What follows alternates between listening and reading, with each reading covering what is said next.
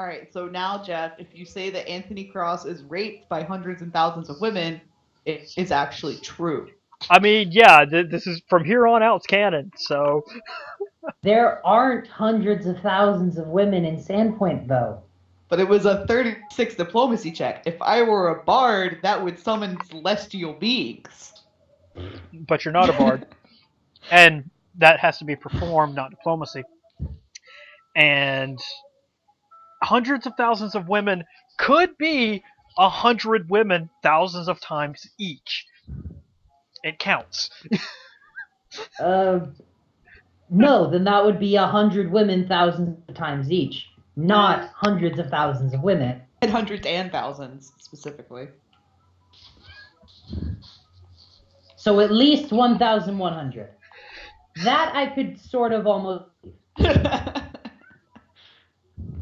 So basically what you're saying is you've gotten the entire female population of Sandpoint to descend upon the Rusty Dragon en masse.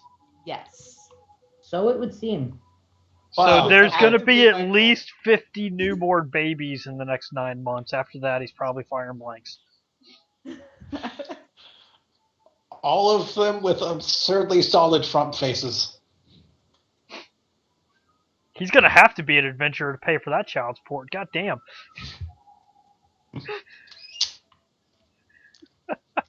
Like, this is actively Zamifi's goal. She said, I will find you a new wife. And so, actively, she is attempting to find Cross a new wife. And promptly ignored him when he said no. Yes.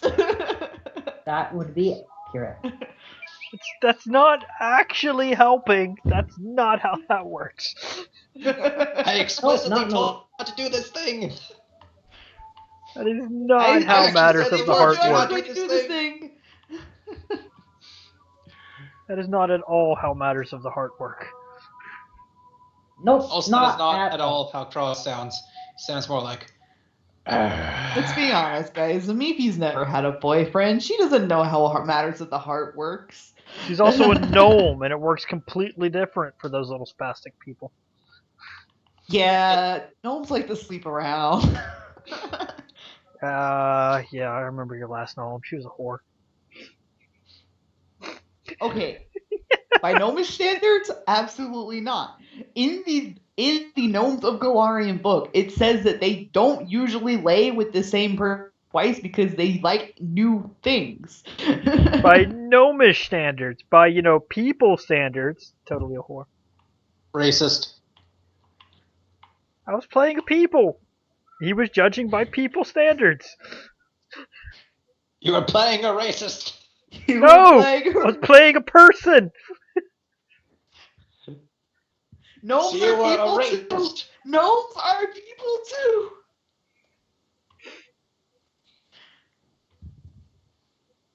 Anyways. So, And that it is not until later on in a gnome's life that they decide, I'm kind of bored with trying a new person every night. Let's try this whole marriage adventure. That seems fun. Then, like, if gnomes get pregnant, most of the time they don't even know because they're just walking around and all of a sudden it's like baby pops out and they're like, oh, hey, that's cool. That's absolutely the worst fucking possible argument you could be making.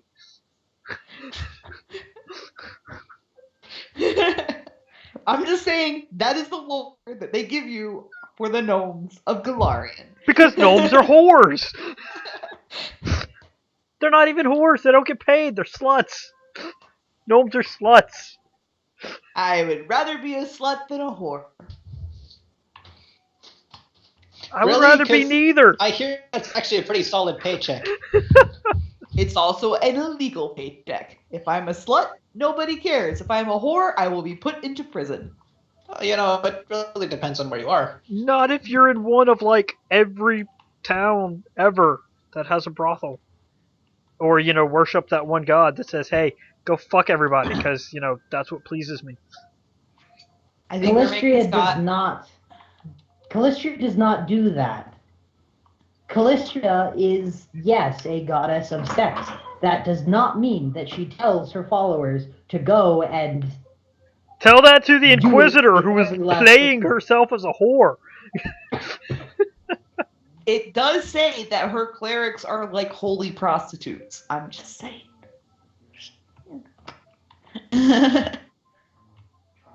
Well, then what's that go forth and multiply bollocks about then? But, the clerics of Calistria are equally likely to sleep with you for your money as they are to slit your throat. So, That's Pros really and cons. not making the argument better in any stretch of the imagination. At this point, in regards to digging yourself deeper, you've just completely pitched the shovel and rented a backhoe. Ah! Oh.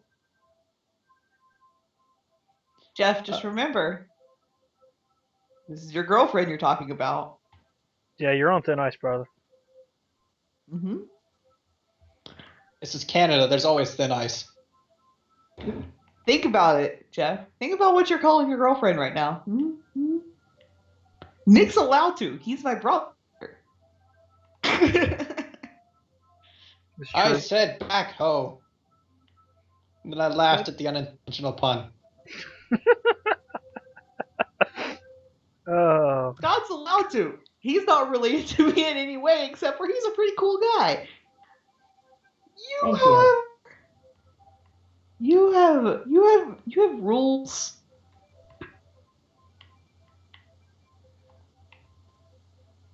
If you're allowed to constantly threaten to get my penis, I'm allowed to do this.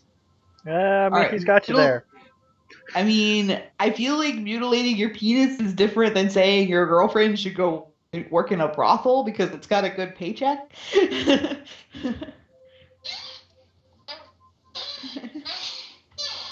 That's kind of like saying, I don't care if a bunch of other men pay money to touch you. When did I say either of those? At least if I cut off your penis is still mine. You're not making it better.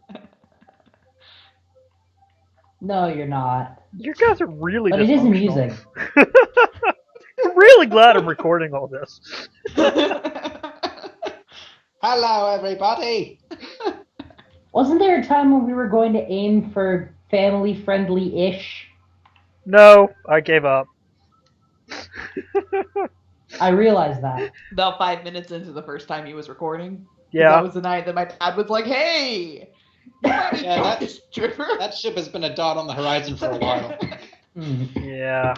I did put, warnings in the first video that this is not family friendly. So, I mean, at the very least, I got that. Oh, it's family friendly though. I don't like the way you said that. I don't like those implications.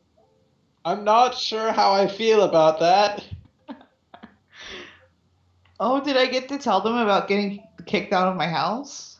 Is that a thing? I don't remember if that was No, before. you were or too this- depressed to say anything last session. Oh, see, all right. Last week on Days of My Life, my mom got kicked out of the bar, which was pretty awesome. And then I got kicked out of my house. Not so awesome. Then my dad woke up the next morning and had no idea why I was gone or why I had left. Also, pretty not awesome. I got home and he was like, so, how was your evening? And I'm like, pretty good. He's like, where'd you go? I was like, Nick's. And he was like, why? I'm like, because mom kicked me out of the house and threw all my stuff on the front lawn. What? So, yeah, that was last week.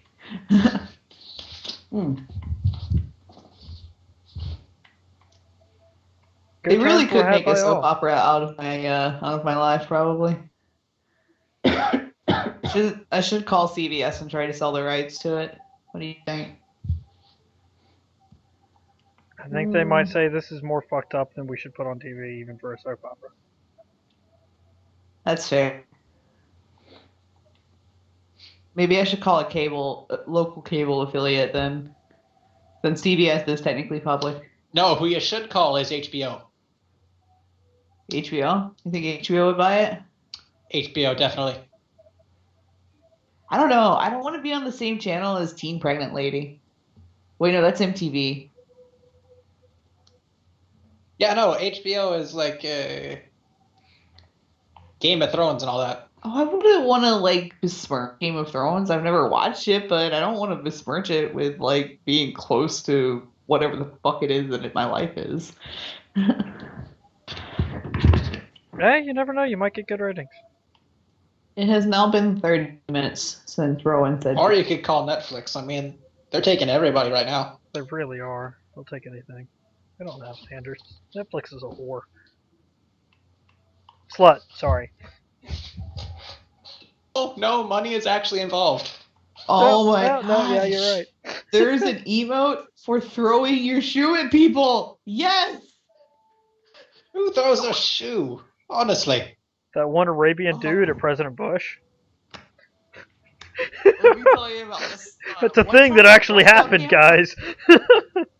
One time at Girl Scout camp, all of the kids were like jumping into something inappropriate because Muppet has a very poor filter around children. So Bullseye was like, "Look, a shoe!" and picked up her shoe and threw it across the lawn. And the kids were like, "What in the world?" And therefore, the appropriate conversation that Muppet had started was diverted.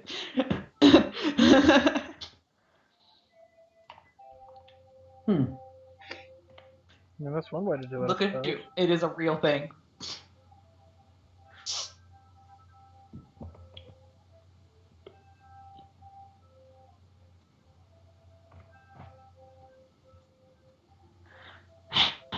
Scott, Yes. is it time yet? I suppose it would be. All right, so whilst we're waiting for Scott to spam Rowan endlessly, JD, whilst you are prepping for the first actual breakfast rush you can remember, God, where are all large these women amount coming of from? female clientele this morning for some reason. Hell if you know why. There's a knock on the back door. The back door, you say? Yeah. That's not normal. Okay. I mean, I guess I'll open the back door. It's Joaquin. Hey, Joe. Hi. I'm really not sure how to say this. In fact, I left my post for this. Okay. So there's been some talking last night, and apparently the goblin in our holding cell wants to learn how to polymorph. He said you gave him the ID.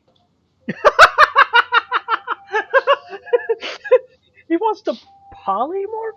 Are you sure he wasn't trying to say reformation? Oh. You guys don't speak Goblin very good, do you?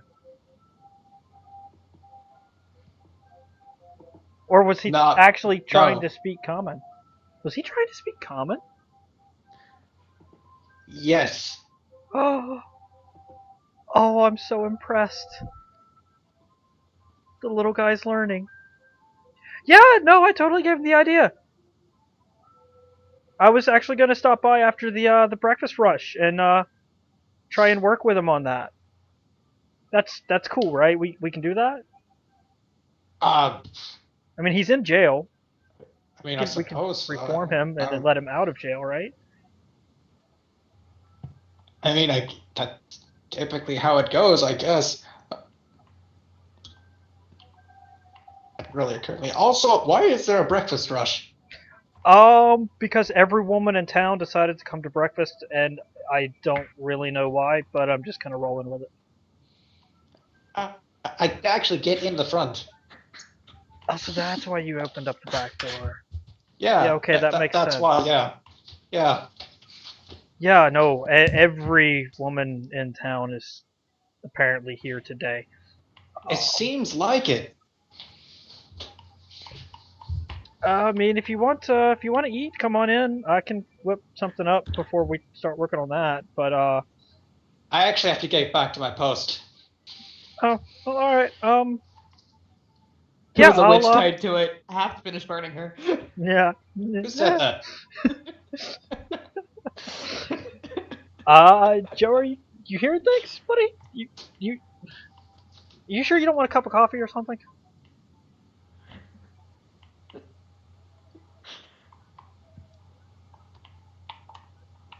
Yeah, if I bring some back for Kenny, maybe he won't rat me out. Oh, good.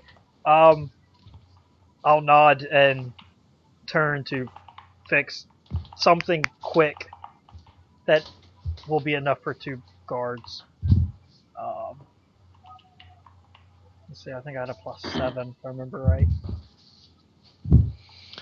Yep. Decent.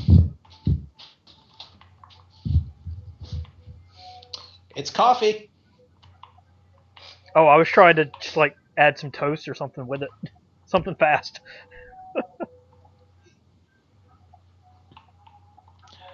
Okay. Yep, that's toast. That is heated bread. Man, it's more than he had. Maybe he put jelly on it too. Yeah, that's an option. Look, Rowan joined the call. So, Joaquin runs off. Make it. Coffee in hands, toast in mouth.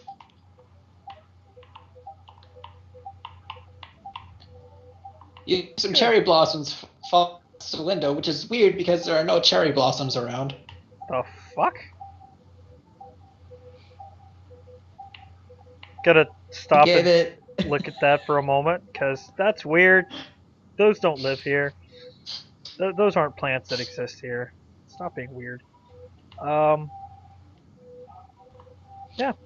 Then I'm going to go back to work because holy crap! You every suspect woman in Sumiko town- might be pruning one of her window plants. Nope, yep, that makes sense then. Oh god, that means I'm alone. Oh fuck.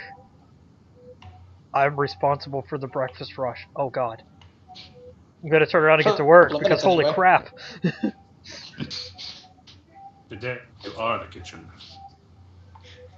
Oh, don't worry. Don't worry, Rowan. Your Yeah, punishment Mako has been thought- sufficiently set up. Ameko thought you could handle making breakfast today because there'll be too many people in today. She has not been downstairs yet. Apparently.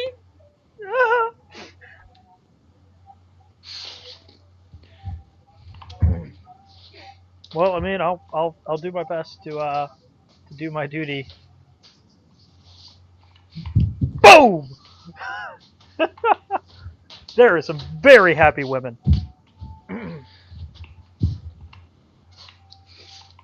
Got some Master Chef going on here.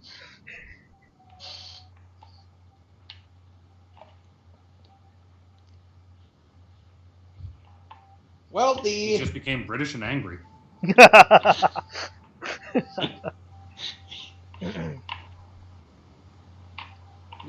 yes, his initial switch to GR.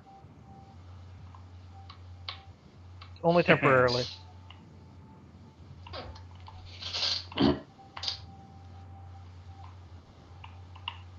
So, Cross, you are currently upstairs. Preparing spells, naturally. No, you're really not. What else? Doesn't our oh god, what else?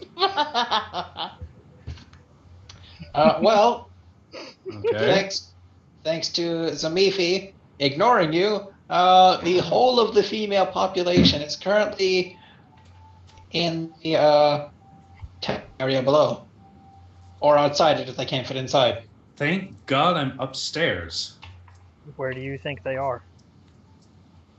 You said in the tavern area. That's downstairs. You're implying that none of them will make it upstairs? That's a lot of birds.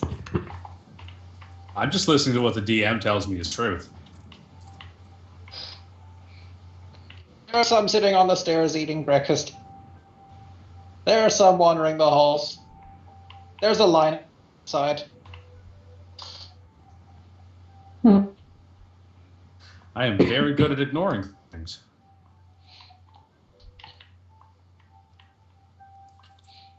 Unless, any of them attempt to break down the door, which hopefully will not happen. Time to tell. Until it does, I will be preparing spells.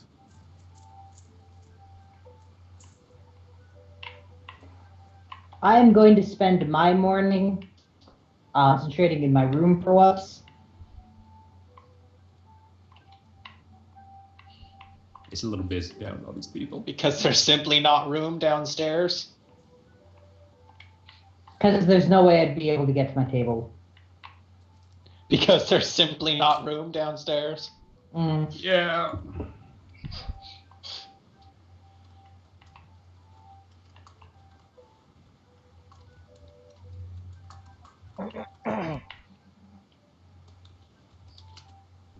I'm just going to check something real quick here.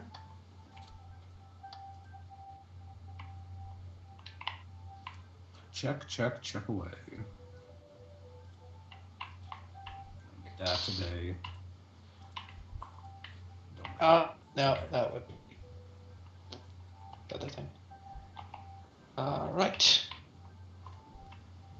This could probably be useful. And is this? So,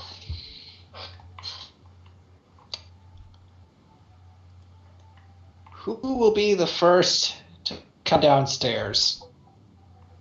I was sleeping in, and then I have to spend an hour hanging out with Elion, so not me. We all, since I'm a spontaneous character and I don't need to concentrate for a whole hour to prep my spells, I guess I am. Technically, I was. Well, yeah, but I figured we weren't including you. What the hell? I'm important too. You already had your... Okay, so, Ileana. You walked upstairs for breakfast, or at least attempt to, as the stairs are currently occupied. Huh. Well, I'm going to very politely say good morning as I pass people and try to make my way downstairs without causing a scene.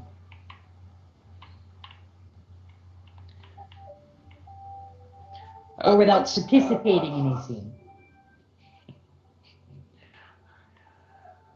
Once you are within view of the dining area proper, a few sets of eyes look up in your direction, and then, not seeing Anthony Cross, they return to their food.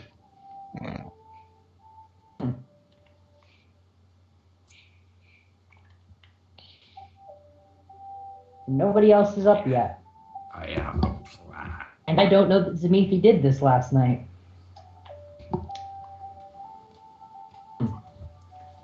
This'll be interesting.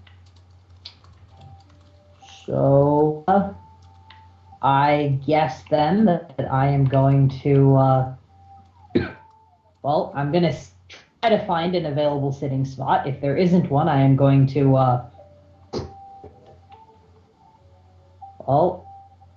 I don't want to make things harder for the people in the kitchen. Although if JD's in the kitchen, I suppose that isn't a big deal. But I don't want to make things harder for, what's the halfling's name again? Bethana? I don't want to make things harder for her. Can't even see her right now. Yeah, I figured that would be kind of difficult at the moment.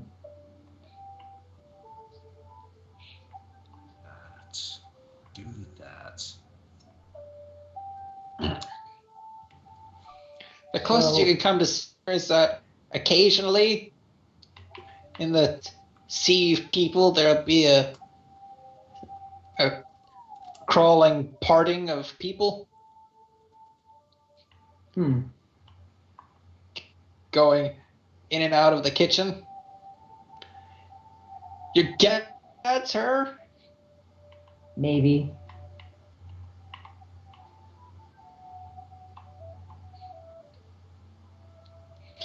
Okay. Well, I think today I'll wait a little while on my orders. I'll hang around until things calm down a little bit. Unless they don't calm down, in which case I'll try to find breakfast somewhere else. But I suppose I'll wait around for an hour or so. See what happens. Okay, so You smell as the you're, best goddamn food you have ever smelt in your life coming from the kitchen. Just saying. yeah, it smells fantastic. That was a perfect role on that profession cook.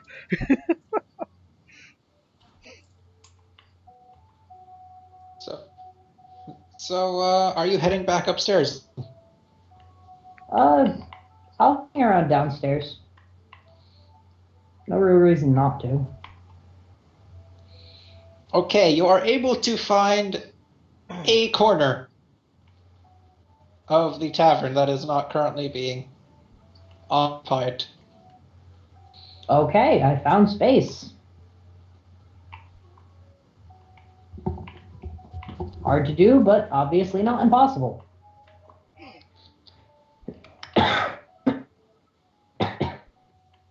Really After a on couple top of of the minutes. potato peeling.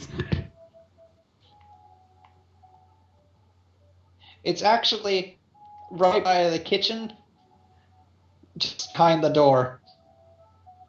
Okay. So if that Oh. door swings open particularly hard, you might have to defend yourself. I can manage.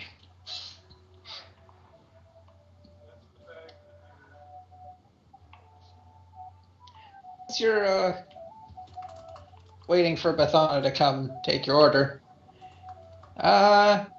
you hear someone coming down the stairs.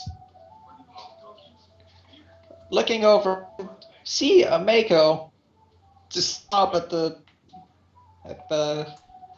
mid landing of the stairs, eyes wide. Good morning.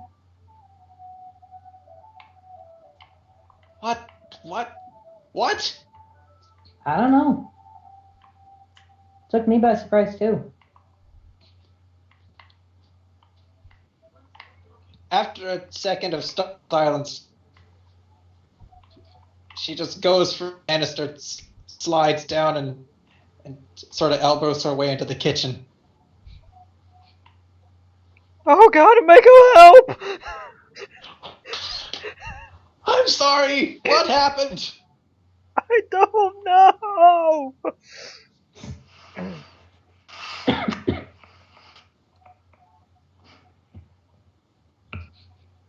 Mako starts frantically helping you with orders. Every woman in town is here, what? I know! I don't know why! I keep hearing words about Cross. Maybe he did something to piss them off. I find that unlikely.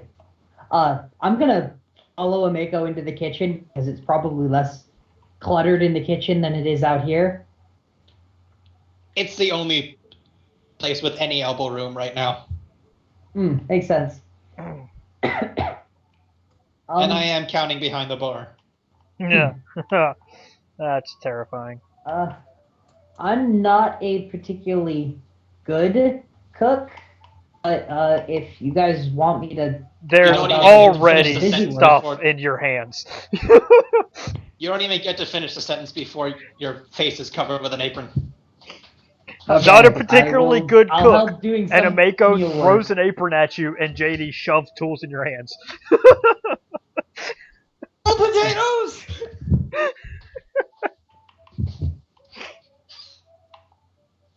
That makes me happy that we both went to the same place. I'm just gonna go ahead and say. Perfect synchronicity. It's like, she raced me or something. Yeah, weird, isn't it? Hmm. Okay. So as the three of you are currently working in the kitchen. Jeff, I just sent you a ding. Oh.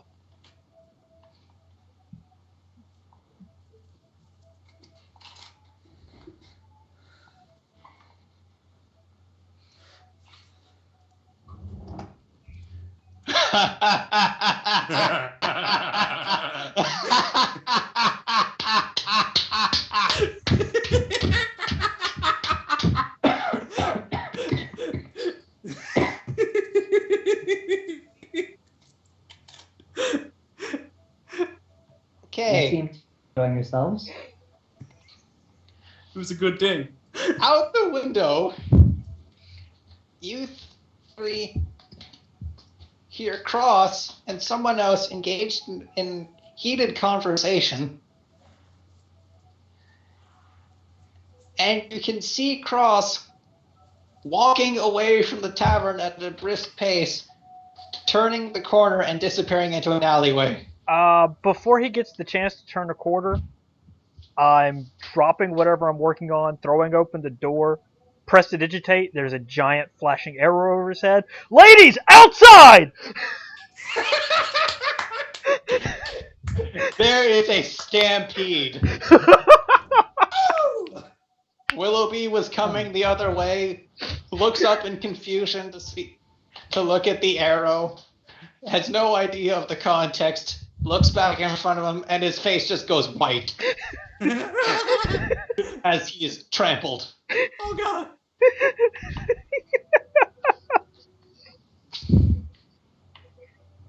Jeff, as soon as they're all out of the bar, I come downstairs.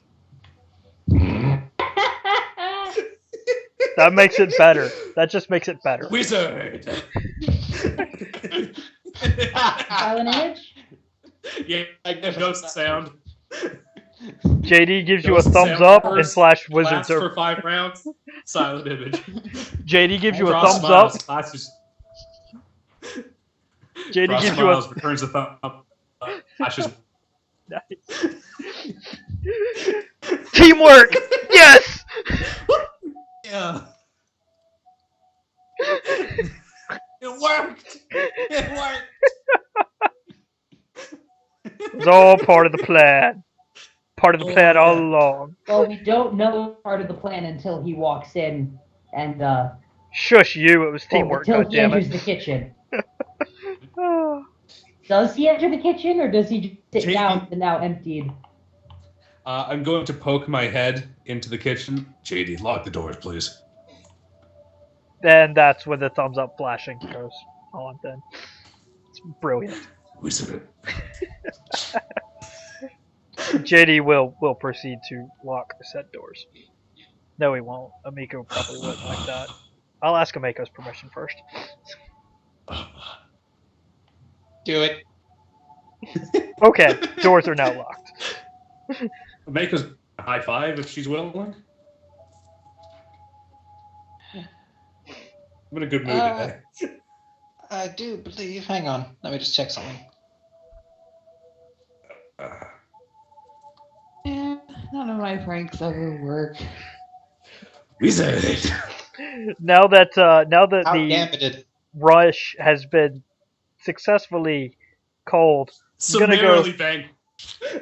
I'm gonna glance For around now. the bar and see if they left the stuff.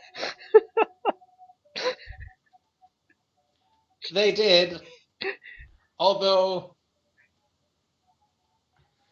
the lanky kid from from the hagfish who works a second job here currently crawls out from underneath the bar, a little bit bruised.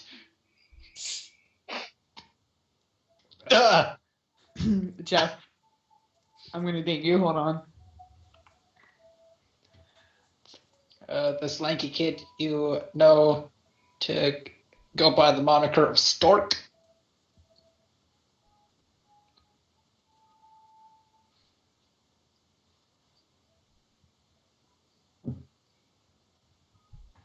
Totally worth it. That was fucking brilliant.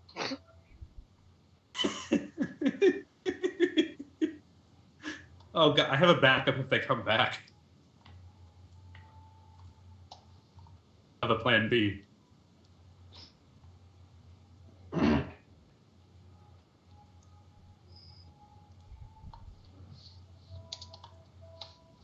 Once upon a time, wasn't it you who was telling JD that the use of magic would be infrequent and well, hidden? Yes, it was. Thankfully, none of them saw me cast. I'm just really fast if they come back. I thought that was more of a subtle jab that he shouldn't be using his magic so frivolously. That was actually a very little keep your magic subtle or people try to kill you. No one can try to kill the wizard first if they don't know you're the wizard. That's why I don't wear a fucking cloak. Or a hat with stars. Coincidentally, that's also why I'm 43 and not fucking dead. Makes sense. Cross is pragmatic. I'll repeat. Imagine being 159 and being able to boast that feat. I know, it's impressive.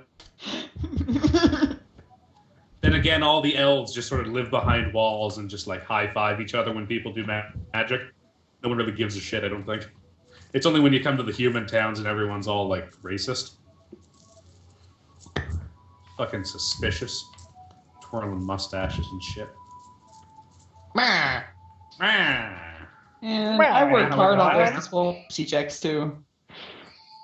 Oh, No, you didn't. I'm sure. Bullshit, sure you they'll be worked back. hard. I rolled a 16. That was hard. Bullshit, shut the fuck up. I spent first Zamifi level put a spell. lot of effort into that. Zamifi really did put a lot of effort in. It's like, this is what she He'll be spent the back. entire doing until like 3 in the morning, was going to I every feel the woman in need to town. point out to you, He'll be back. I just want to. this is not even close to the end of it. They still know where he lives, quote unquote. Oh, I'm sure. I was about to say that. Bought some Is Zamifi time. tired? Can you pass report safe? It's sleeping in. The blood. Oh, okay. She doesn't know. I have more. You're safe for another Day night. of execution. I can counter her diplomacy check with my crotchety attitude. I don't know. Damn it! I will make them not like me more than they like you. I think that don't would know. involve actively attacking them, and that's I think that's probably a statistically terrible impossible. idea. I swear to God, my backup plan is hypnotic pattern. Color Only spray! 24 only a 24 hit die, and we're talking at least 1,100 women here. That's what? That's an exaggeration, but You're on 1100 Good in one. Varisia, much less Sandpoint. 1,100 is only 1,100. I was thinking 11,000. Still, Yeah. it's old. People get like cholera and shit. You get as many people. The average human lifespan is like 90 years, dude. Not in a fantasy land where there are goblins and orcs. Age, height, and weight.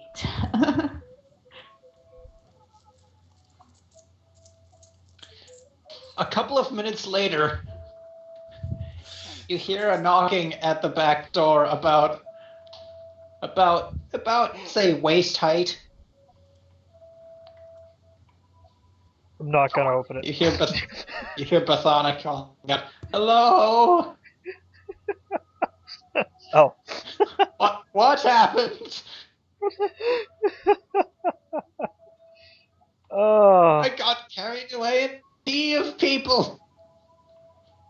Oh, I'll leave that to that's unfortunate. Yeah, no, the boss can open that one. Omeko unbolts the door. A very haggard Bathana Corwin shuffles in through the door. Sort of a dazed look on her face.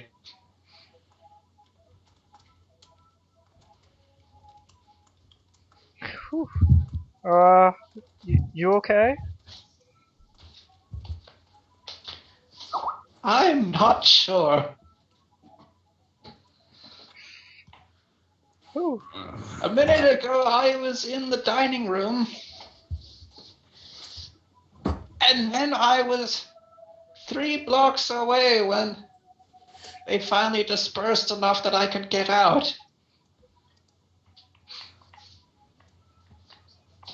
I'm going to go lie down now. You probably earned it. Anthony sits there in quiet fear of the impending horror that will surely return. He knows he must leave before we find him. I'm gonna fix Anthony's morning breakfast drink of choice. I'm gonna bring it out to him. I'm gonna stop. I'm gonna take it back, and I'm just gonna hand him the bottle. You don't need the coffee. You should leave now. Good people. No, I'm serious. Get out. Okay, good idea. It's probably better for him to stay here. Hiding in the kitchen. Ileana, how likely do you think it is that they'll slip into search parties?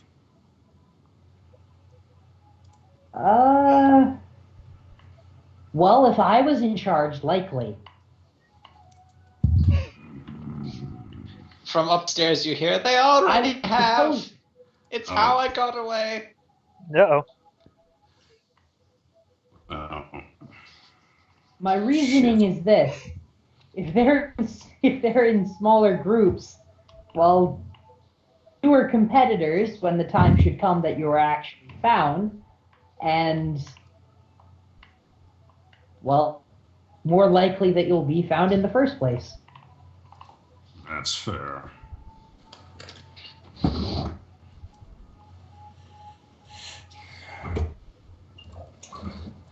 But if they show up, I'll just sneak it back. Okay. But for now, sweet, sweet life. God, you are such an alcoholic. A lot on my plate, JD. Just saying. Don't be like me. As you're conversing, a very hungover Aldern Foxglove stumbles down the steps. Oh my God, he's Oh, alive. good news, we're all in the kitchen. It's true. Anthony mutters under his breath. Oh my God, he's alive. I don't remember Sandboy being on a fault line. Yeah.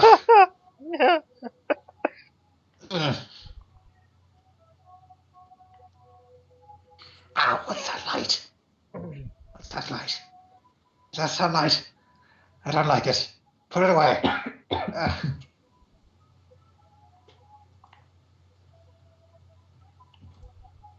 That would indeed be sunlight.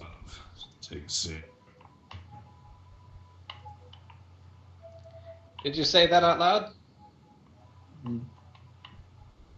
Yes, I did.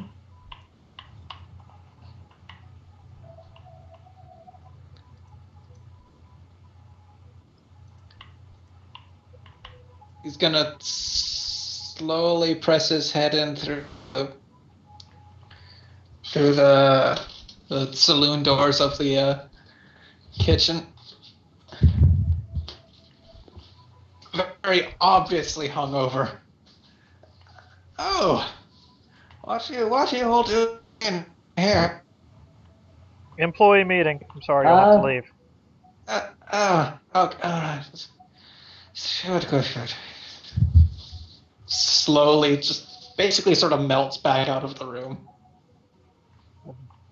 Gonna kind of look at the others and mutter under my breath, I can't believe he bought that. You hear him just drop onto a table. Sounds exhausted. I was gonna say he sounds like the living dead. You know, those things we fought when we came out of the tunnel? Ah!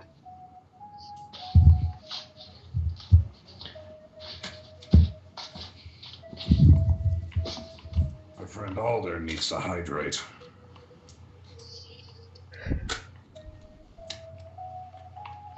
Well, maybe one of us can bring some water out to him when we're done in here with our employee meeting. Been a meeting What? so far. I thought I was helping. I didn't say you weren't.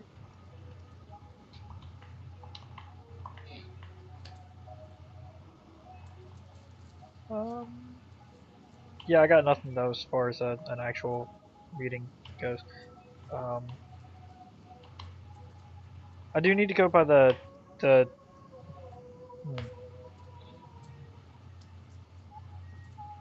I need to go by the prison at some point today. There's two people I have to check up on now. The goblin wants to know what reformation is. I'll probably accompany you.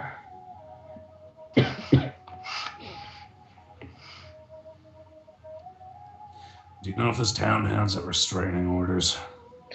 Not that they're gonna issue to like 1,000 women at once. Nothing in bulk. Can I ask how this happened? You know how this happened? Matchmaker.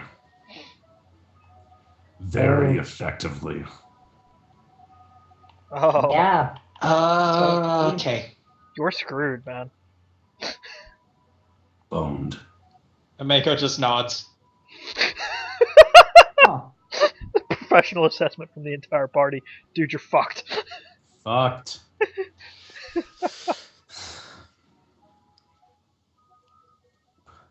As far as I can see, I have two options here. Either I spend the rest of my life evading every single woman in Sandpoint, or I cause every single woman in Sandpoint to find me detestable.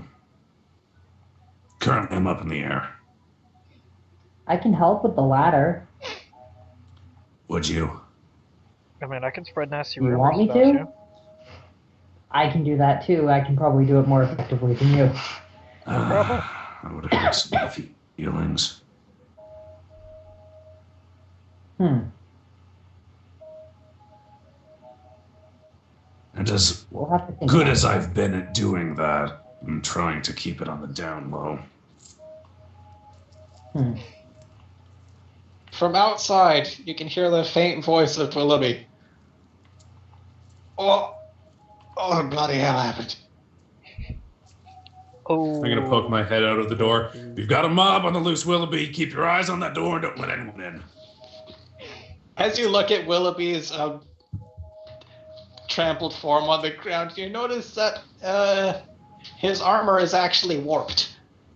Ooh. Oh God. Thoroughly trampled. Ooh. You okay? What happened? I was looking up at an arrow and then they were everywhere. What happened? Sounds like you're suffering from post-traumatic stress. So I need to call somebody. I need to call the guards. I am the guards. No. I need to call myself. All right, well, that's your first step down. You're right here. Right. You need a drink. Yeah. You're on duty. You don't need a drink. And I pull Yeah, the bottle back no. from him. I go to hand him the bottle and immediately pull it away. True, man. But you're right. I need to get all this banged out. Look at this. I'm gonna go in the back Oh. and fix him a coffee and set that down for him because he needs that much at least. Just splash it on me. Okay. No! Just splash it on me. Go. It's hot. He looks at you. He looks know. at the cup. He looks at you again. I know. A guard's never gonna tell me to do this again, and I've always wanted to. I'm sorry. Splash. Do it. JD. Oh, sorry. Will it be bolts up to his feet? Ah! Thank you. God. Okay. I think that burnt Alright. him worse than my magic does most people. Oh my god. I'm alright. You seem to be underestimating your magic. I've been on the receiving end. Willoughby, I warned you! walk in here? It was the tactically sound decision. Did, Willoughby, did you have eyebrows when you walked in here?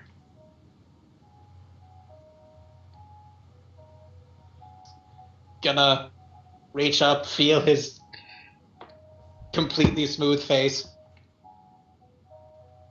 I honestly can't remember.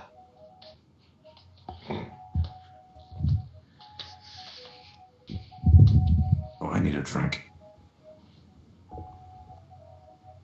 Looks down at himself. Oh, I need a blacksmith. You might want to see a doctor too. Maybe a specialist. That looks like it burned. It did. You're peeling. I mean, I suppose I'm- that was the Your point. skin is peeling. Mhm.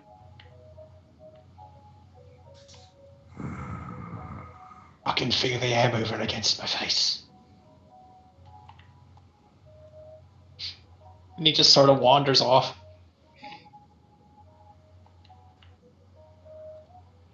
That is a very sad man. I mean, he told me to. A lot of people tell you to do things, JD. Just mean listen to all of them. Okay, so stop listening to you. Got it. Said all of them. JD just gives you a grin.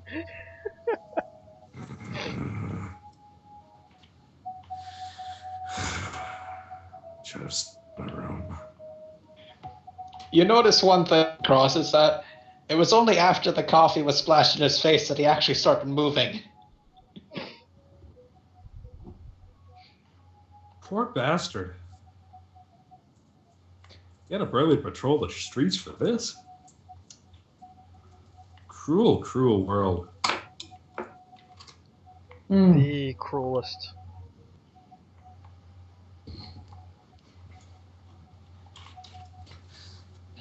So I don't really have anything to do, so I guess I am laying low for the day. Yeah, It's probably a good idea, all things considered. I forget. Do you have some more spells to put in your notebook? I do, that's right, I do. Oh, there you go. Fantastic. You have time now. There's time. There's time. There's JD time bitch slaps you now. until your glasses break.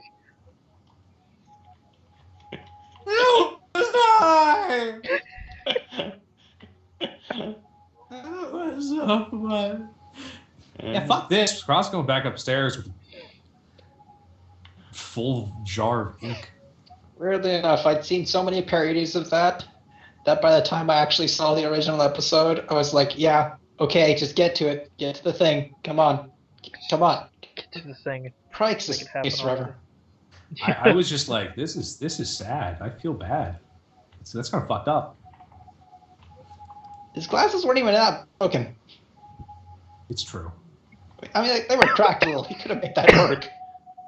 Okay, I'm going to do these fucking spells. So, All right. me calculating this IRL too. Ow. That'll keep Cross busy for a couple hours. I have a lot of silent image. What am I doing spending actual spells? The wand lasts as long. Oh, it's true. And I do imagine Cross sitting at his desk, prepping his spells and hearing the cacophony outside and going, that one. I can use this. I can use this. This is probably a good idea.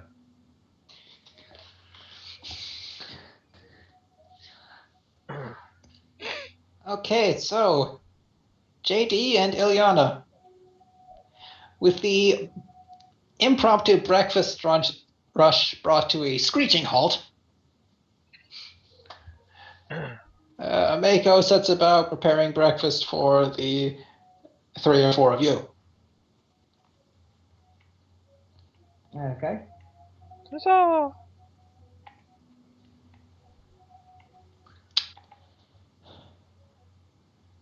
Well, that happened. Yes, it did. Yeah, I don't want to ever go through that again, Omega. Don't leave me in the kitchen No, alone. No, I'm sorry.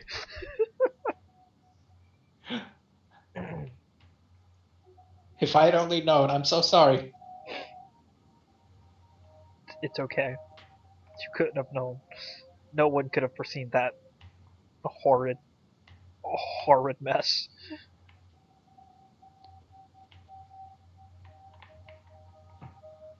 I've got to say, though, it seems like you did wonderfully. What does that smell? JD looks at what he was fixing. Breakfast? That smell is definitely breakfast.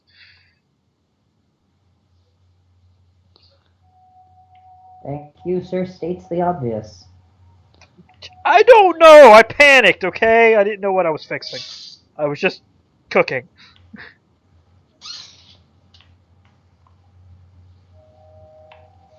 Well, let's give it a try then.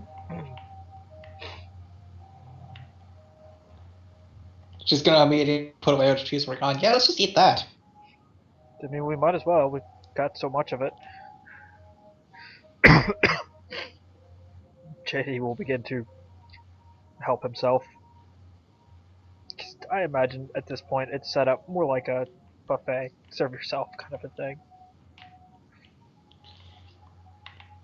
JD, up until this, hadn't even realized that the Rusty Dragon served caviar.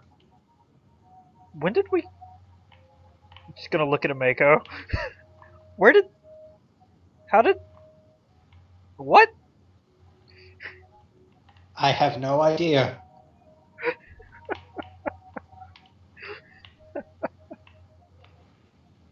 I've never seen this in my tavern before. It smells funny. I'm just gonna bring that out and set it in front of Ilyana. Here, you eat everything. I was still in the kitchen. Oh, sorry. Okay. Well, I'll just slide it over towards Ilyana. Because the moment I leave the kitchen, I have to... Okay. I'll take a spoon to it, try it. Yeah, the moment you leave the kitchen, you have to get asked out on a date. Shock horror. Yeah, I mean, he's probably passed out at this point. That, sir, is an assumption.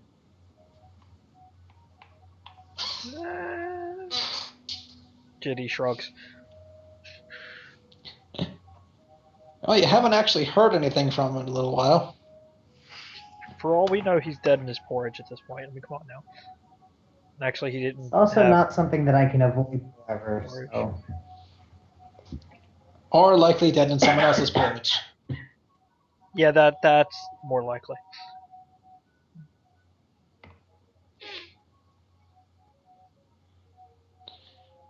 For anyone who bothers to look outside of the kitchen, there's at least one table overturned. Oh. I mean, that's not surprising.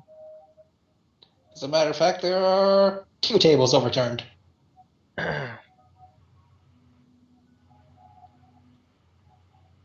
Occupied tables with food.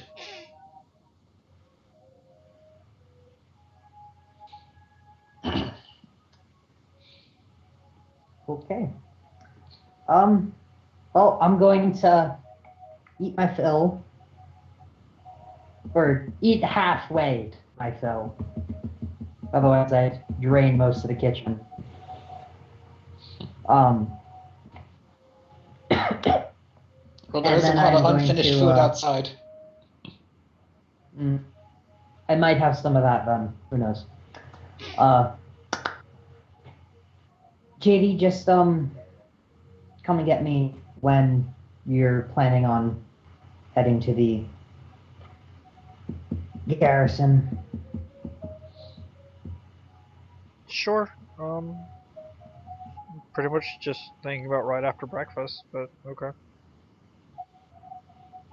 I'll be either down here talking to Foxglove or upstairs in my room, depending on when you wrap up. Okay. And I'm going to make my way out of the kitchen into the main bar area. You see Alder Foxglove currently face down on your regular table.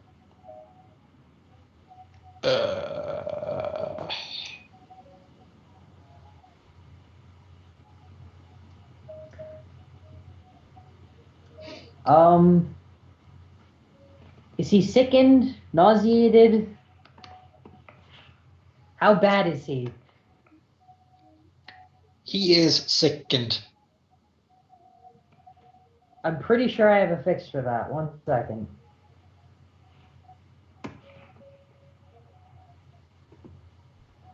I just need to double check what my pseudo land's ability can fix. If he was nauseated, there'd be a whole different slew of problems. True.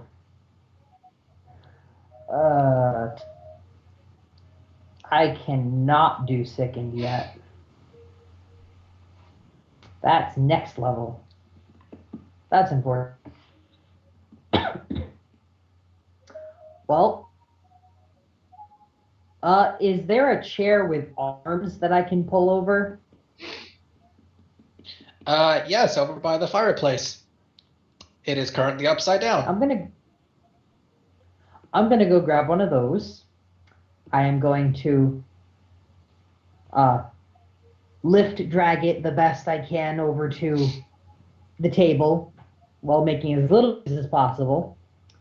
And I am going to the best of my ability, pick up Foxglove, sit him down on that chair, and then take a seat at the table in my usual position.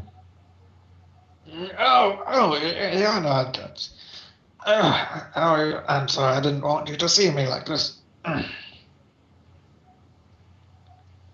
Little late for that. Good morning. Good morning. Are you all right? Did you feel that earthquake? I'm quite all right. I did not feel an earthquake. I think that might have been you falling over.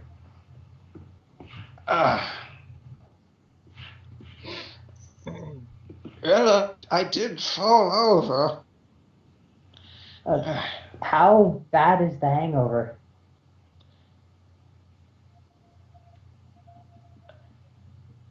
I give it about a 7. Okay. Pretty potent. Yes, this is a solid 7. No disrespect to your friend, Mr. Cross, but I think maybe I won't go drinking with him next time he asks. Probably a good idea. He drinks somewhat excessively. Looks like a fish. I'm sorry. No one's there, but Cross judges him from upstairs. He doesn't know why. He just feels a burning pit of disgust in his stomach. I'm sorry, that just slipped out. It's alright. It's sort of true.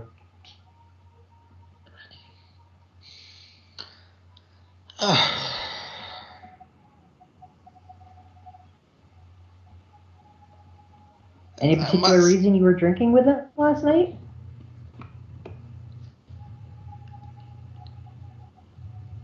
Well, I was actually looking for you. I'd heard you and your friends had come back into town yesterday. And then Mr. Cross came up to me, offered me a bottle. I thought, well, what's a drink between friends? And one drink became 2, became 12, so I just sort of woke up half in my bed. Gotcha. Well, he's gonna waggle his foot. My foot feels strange. Am I missing a shoe? He's gonna look down. I am missing a shoe. I'm gonna take a quick look around from my seat, see if I can spot the shoe. What am I, plus 10? I think I'm at a plus 10. Might be an 11. An 11.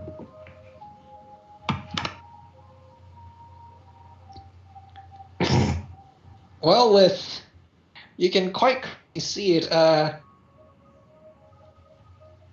hanging on the area where the ceiling would meet the edge of the stairs.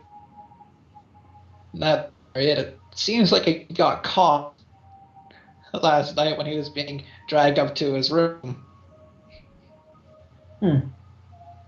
I'm going to stand up one moment and make my way up the stairs, pick it up, and then walk back down, handing it over to him as it's really wedged in there. Do I really have to make a strength check with a 16 strength? No, probably not.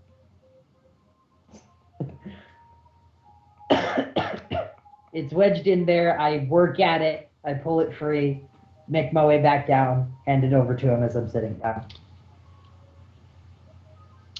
Oh, thank you. Thank you. No problem. He's going to rebuckle the shoe.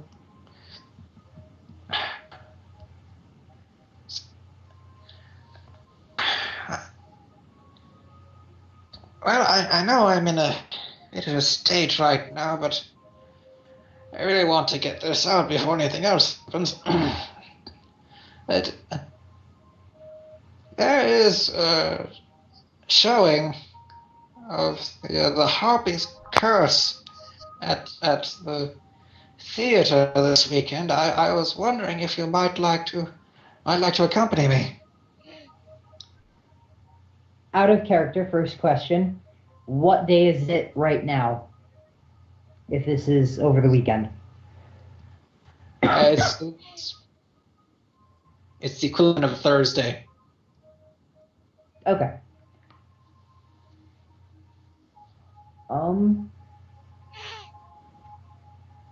I think that is awfully kind of you to ask me. I think that I would probably enjoy it. So, yes. I would be honored to accompany you to the theater. Oh, that's... Smile. You hear a thump from the kitchen door.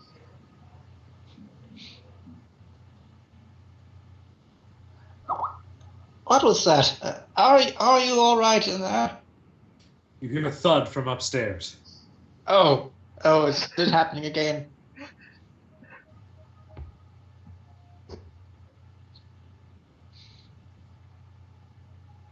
No, I think we're all right. I think we're. I must say. Yes, continue. Oh, I'm really sorry if I interrupted you. It's alright. You first. I must say, I am looking forward to this weekend. And just seeing your smile is already doing wonders for my hangover. I'm glad to hear that.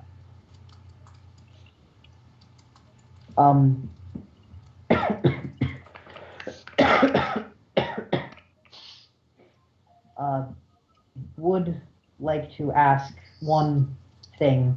I actually haven't been to the theater here in Sandpoint before. I know that it is not the most posh location, but what kind of dress should I be expecting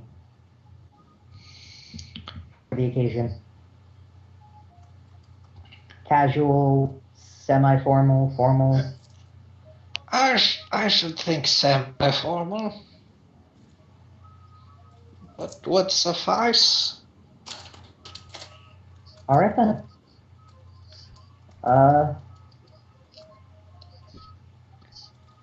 Saturday then? Although I'm sure anything you choose to wear would look simply divine on you. Oh, Christ. Thank you. Oh, pervert.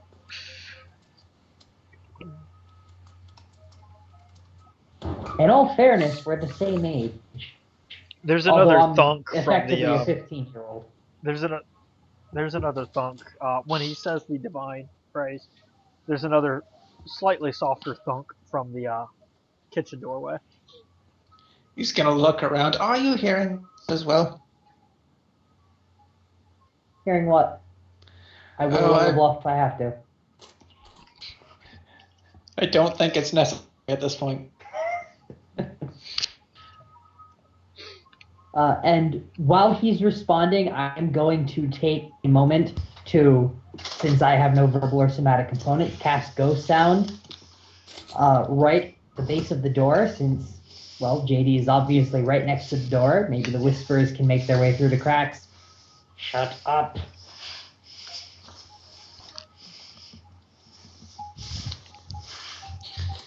And you may continue with what you were saying. He's gonna look around, apparently convinced that only he's hearing the thumping noises. Might be worse than I thought. I think I really must hydrate. Probably a good idea. It does help with hangovers. It's quite. He's gonna start to stand up out of the chair. Does it look like he's going to fall over? No, it's been enough time he's actually able to stand. All right. And in fact, he did manage to negotiate stairs earlier on, so you figure he's probably got a handle on it. Oh.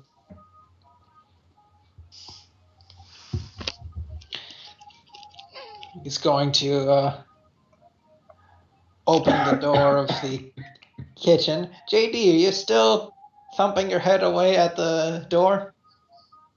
No, whenever she told me to shut up, I would have backed away and, I don't know, hopped up on the counter to finish eating breakfast.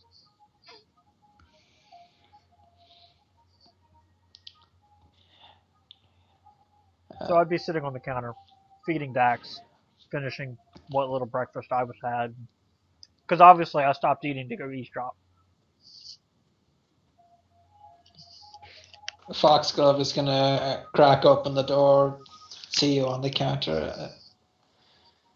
If it's not too much trouble, my lad, could I ask you for a glass of water, please? I'm going to look at Dax, who will pick up a cup, take it over, an empty cup, take it over to Foxglove. I'm going to point at the cup, motion like he should take it from Dax. Oh, that's extraordinary creature. Then I'm going to cast Drench on top of him so it fills up the cup.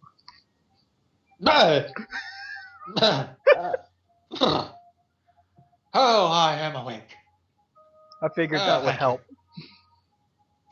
Yes, quite. Yes. I think I need to wash these clothes anyway. I've been wearing them since last night, apparently. I can smell the booze from here. You probably should wash them. Yes, yes, quite. Thank you.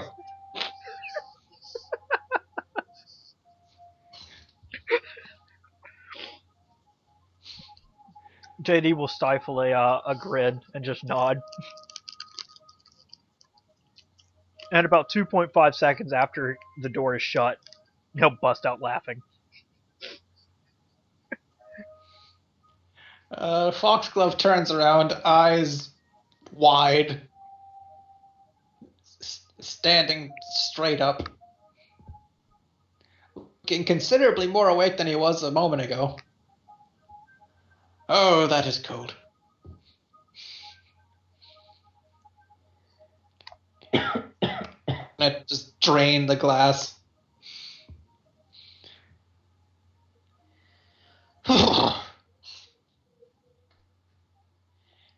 If you'll excuse me, Miss Ileana, I think I need to go upstairs for a moment.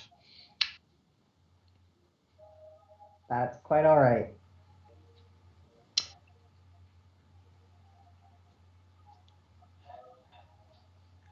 Well, until we next see each other again, then.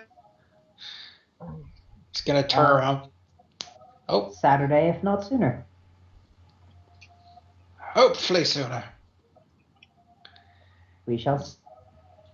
He's gonna turn around and squelch his way up the stairs.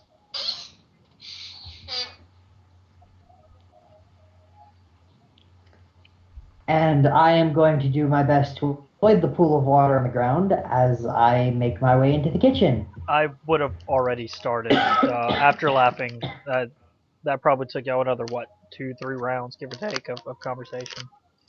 I would have started prestidigitating to clean that up because I'm sure Ameko probably didn't appreciate my humor.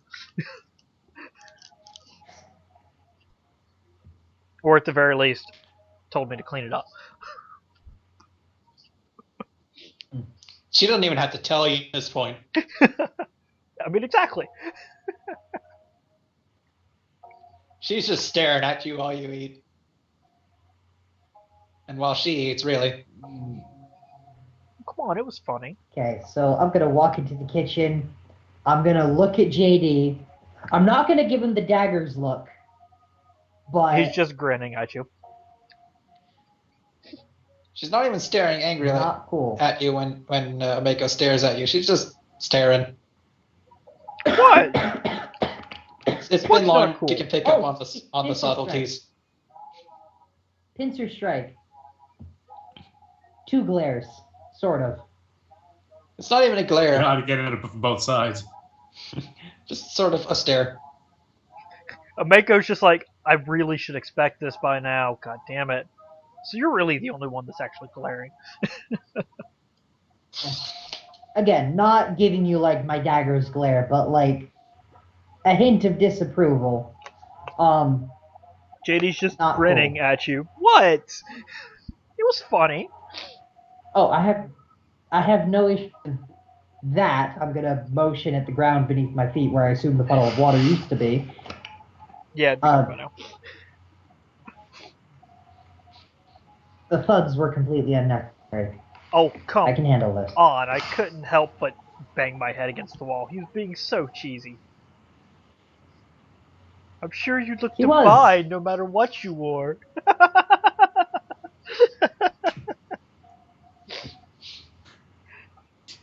I'm gonna throw a cocky grin at him. What? So you don't? He's right. Mako's just gonna start giggling. It's shit. a trap.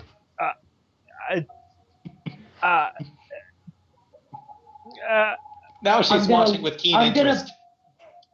He's about seeing as JD red struggling. as one of the apples that's probably on the shelf beside him.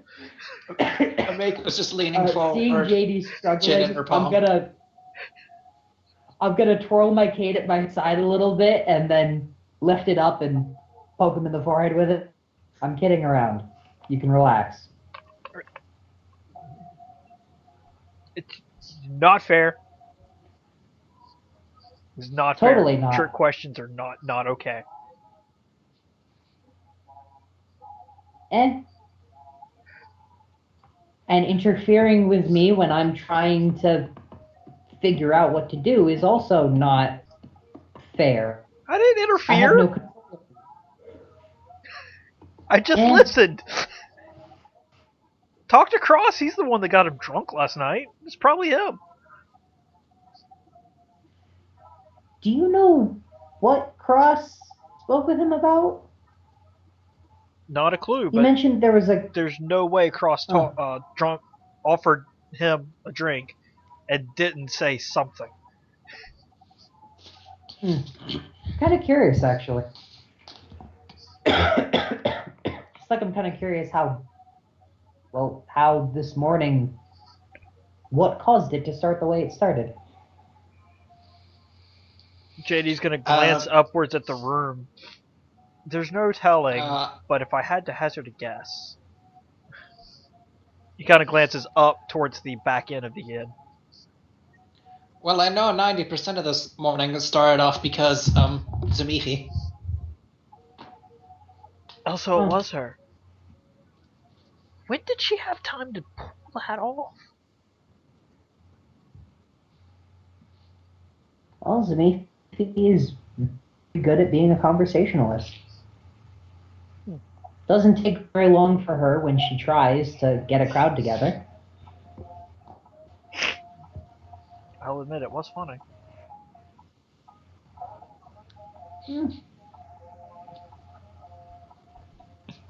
There are exactly 5 pairs of underwear hidden across the rusted dragon. Underwear! Cross goes to his room. He pulls out his spell book and his inks and finds a pair of underwear tucked between the pages, The folded pair of neatly. briefs just fall out. No, it's a pair of women's ladies' silk underwear folded neatly placed between the pages of your spell book. Well, there is Something that's obviously worth checking. In none of the party members' size. Just gonna start researching arcane lock really quick. Rope trick. Dimension Alarm. door. Alarm. I tell you what, if That's he meets a a lady large spellcaster, explosive he reads runes. spell books, he's gonna think he's up to something. You know, with a basement. Duh. Just a second little spell. It's not that crazy. It's not like I have produced whips. He's gonna take her to the dungeon and show her how to drag. Now is the point that JD would ask if Ileana wanted to go offload a bunch of this stuff and then head to the jails. But if we want to cut to Zamifi for a little bit first, because I know she hasn't had a whole lot of interaction yet. Is Zamifi awake yet? Let's see, what time is it? 630 gold. It is, Excuse me. let's see, it's been about, must be close to, Say at least an hour. close, at least a Normal half hour wake-up since time. the breakfast rush ended. So, like 2 hours since normal wake up time. Give or take. I presume that what the course of events that happened within Zamifi's room were Elion would wake Zamifi up, say, you have to do your prayers because it's the time of day to do your prayers. And then Zamifi would be like, meh, and do her prayers. And then she'd be like, all right, I'm going back to sleep. Wake me up when it's time for the play. Because she wants to go see that. The play is not until the weekend. So she's gonna sleep for Thursday, Friday, and most of Saturday. And that's the life right there. She's got nothing to do. Pretty sure Cross is not going to be completely busy with all of the events that she has set up, because I'm pretty sure that by staying up all night preparing for Cross's future wife, there are like mini like find the Cross events. Like, this is when he comes downstairs for breakfast. This is when he comes downstairs for lunch. This is his favorite color. This is his Thankfully, I have 5 more casts of Silent Image to use today and an infinite number of ghost sounds. This is his shoe size. That's And weird. Thankfully, JD finds it just hilarious enough to assist you if you proceed to tell him this is the plan this time. JD, do Ladies, you have ghost cross! sound? What? No, I have prestidigitation. I'll just put a big arrow. Does anyone over have your ghost head. sound? I do. If we have ghost sound, we work together, we can actually make the sound of a dragon if we combine our ghost sounds. I do want to point out that you can't actually make the sound of conversation with ghost sound. Like words, you can't make words. You can make words. It says you can't make words. I see nowhere that you can't make words. No, we did sleep. I should refresh my spell list, as You well can as make get sound. a point of rest back to my strength. Zamifi, don't forget to give yourself, well, I don't know if you would get that. You didn't sleep.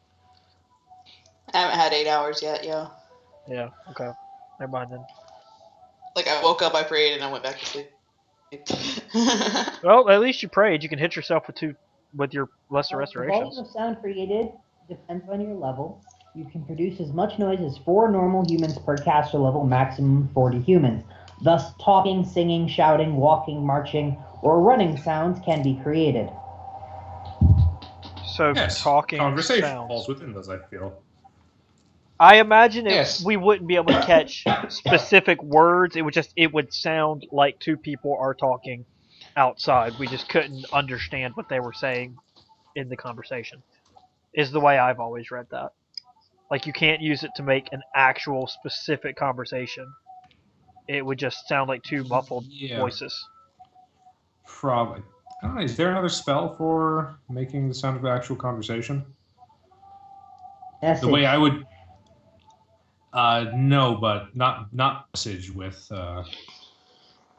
just like simulating the sounds of conversation. Usually the way I've ruled it is if things are vague like that, if there's another spell that would do, like a higher level spell that would do the really good thing you think that spell does, that spell doesn't do it. I mean, that's a fair way to rule it. Like, But- if there was a spell that simulated specifically the sounds of conversation... I want to say that I read somewhere, and maybe it got eroded out or something, that you couldn't make specific See, I've read things. that too. But I've I heard was that, reading the... but I don't know. I was going over ghost sound again, and I couldn't see anything. Maybe it's a 3-5 thing, I don't know. The point is, it did sound like Cross and somebody was probably talking. Or you would assume it was Cross because you could see Cross. And Yeah. when you know someone's voice and you see someone who looks like them talking, your mind hears it in that person's voice, usually. Your mind makes it real. Yeah, no. If you die in ghost sound, you die in real life. It's a possibility that I was crazy, so maybe whatever. The point is, so, it by the works enough that it would fool, level 1 commoner NPCs who are obsessed with it now. Also, the point is, Cross is busy for 17 hours copying spells into his book. If you need him, please knock. Not so hard to send a specific list of what you're doing that day. Thankfully, you don't know. You think I'm about gallivanting on the town with several beautiful women. Because the people who have my back in the bottom of the Rusty Dragon won't tell her otherwise. I mean, Guys. I don't know. You did lecture JD, but this is funny. But this could be funnier. It is funny. It's just clear. Conundrum to the walls. All right. In so she says, "Wake me up when it's time for the play." He says, "But the play's not till this weekend."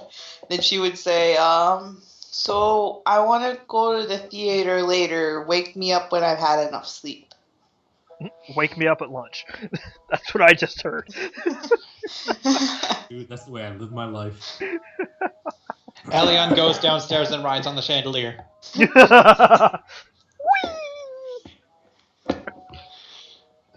How does he get out? Oh wait, he can probably just fit underneath the door.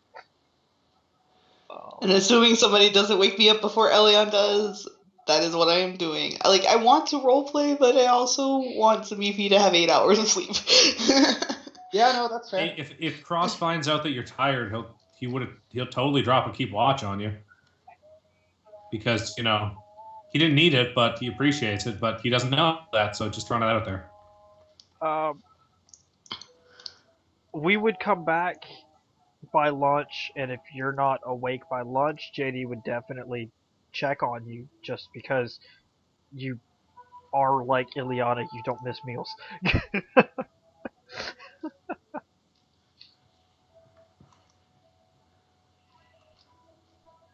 But the morning started off rather hectic. That's an understatement. Amen to that.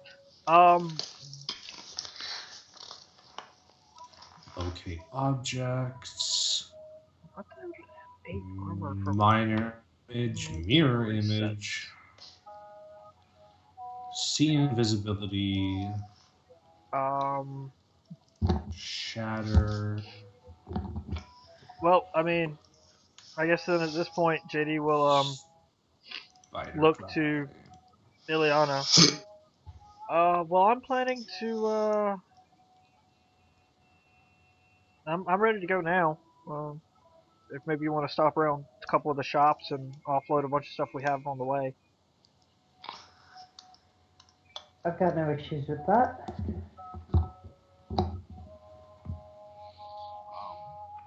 Point of clarification, everyone go ahead and add 63 platinum to your character sheets. I've divided up to 252 platinum already. Oh, sorry. It's because it's a figment, Rowan. A figment that includes audible effects cannot duplicate intelligible speech unless the spell description specifically says it can. Okay. So it's not intelligible speech, but it sounds like people are conversing. You just don't know exactly what they're saying. It's like you can barely hear something, and you're not sure what they're saying, but you know they're talking. Okay. Alright, that makes sense, yeah. Cool. So, which shop are you guys heading to first? Which shop, obviously. First, actually, I'm going to ask, hey, do you mind if, I'm going to ask Ileana since Cross is busy, and who knows what Zimifi's up to. Do you mind if we offer the, candles to Amiko? And I'm going to look up at the candles that are normally in the chandeliers.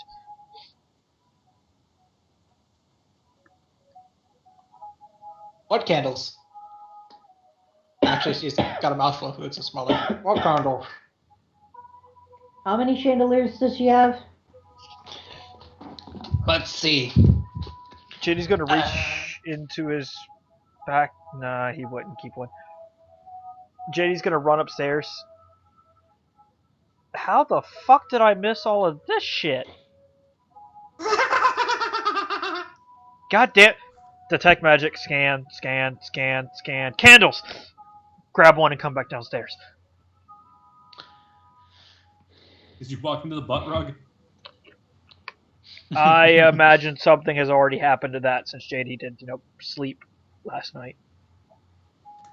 You may want to get checked for tetanus.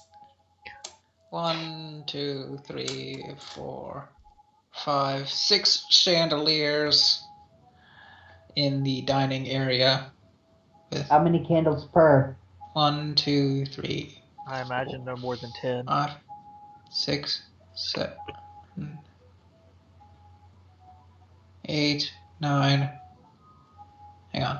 1, 2, 3, 4, 5, 6, 7, 8, 9, 10, 11, 12. Okay, so we would be 10 candles short. But still, that's... We'd be 12 candles short. Yes, 12. Sorry.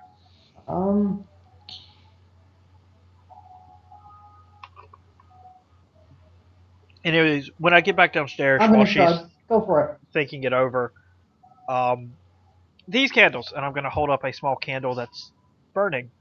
It's got continual flame cast on it, so you don't have to try and change the candles in the chandeliers and fall. Or more specifically, I don't have to try to change the candle in the chandeliers and then fall anymore. Why haven't you been using Mage Hand? Don't That's what actually I could do. have mage hand. I should JD teach you is Mage going Hand to at some point. feel a tap. JD is going to feel a tap on his shoulder, despite the fact that I am nowhere near him. That's a He's- useful spell. You should probably try to. Going to roll his eyes. It's not. Look, I haven't. I wrote it down in my spell book. It just doesn't work.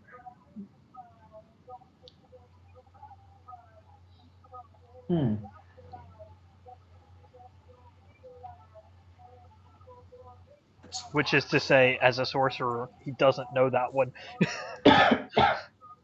Oh yeah. Also, that's a lot of gold.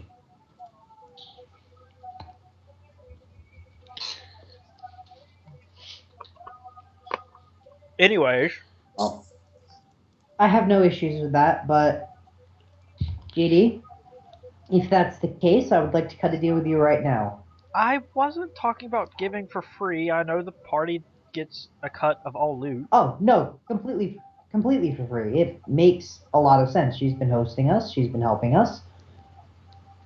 Well, good. And I would've this felt isn't weird much. It's a little way to charging pay her anyways. back. I want to borrow that gown. As well as the necklace. The blue and jade? Yeah. Oh, you want to look nice for your date. JD will shrug. Sure. Figure. Alright, so no selling that until after this week. You had said you might want it anyways. So I'm fine with that. I doubt the others will complain too much.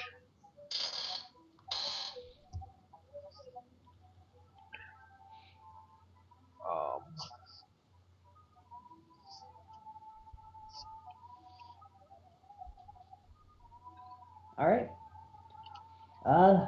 Let's grab a load and let's go.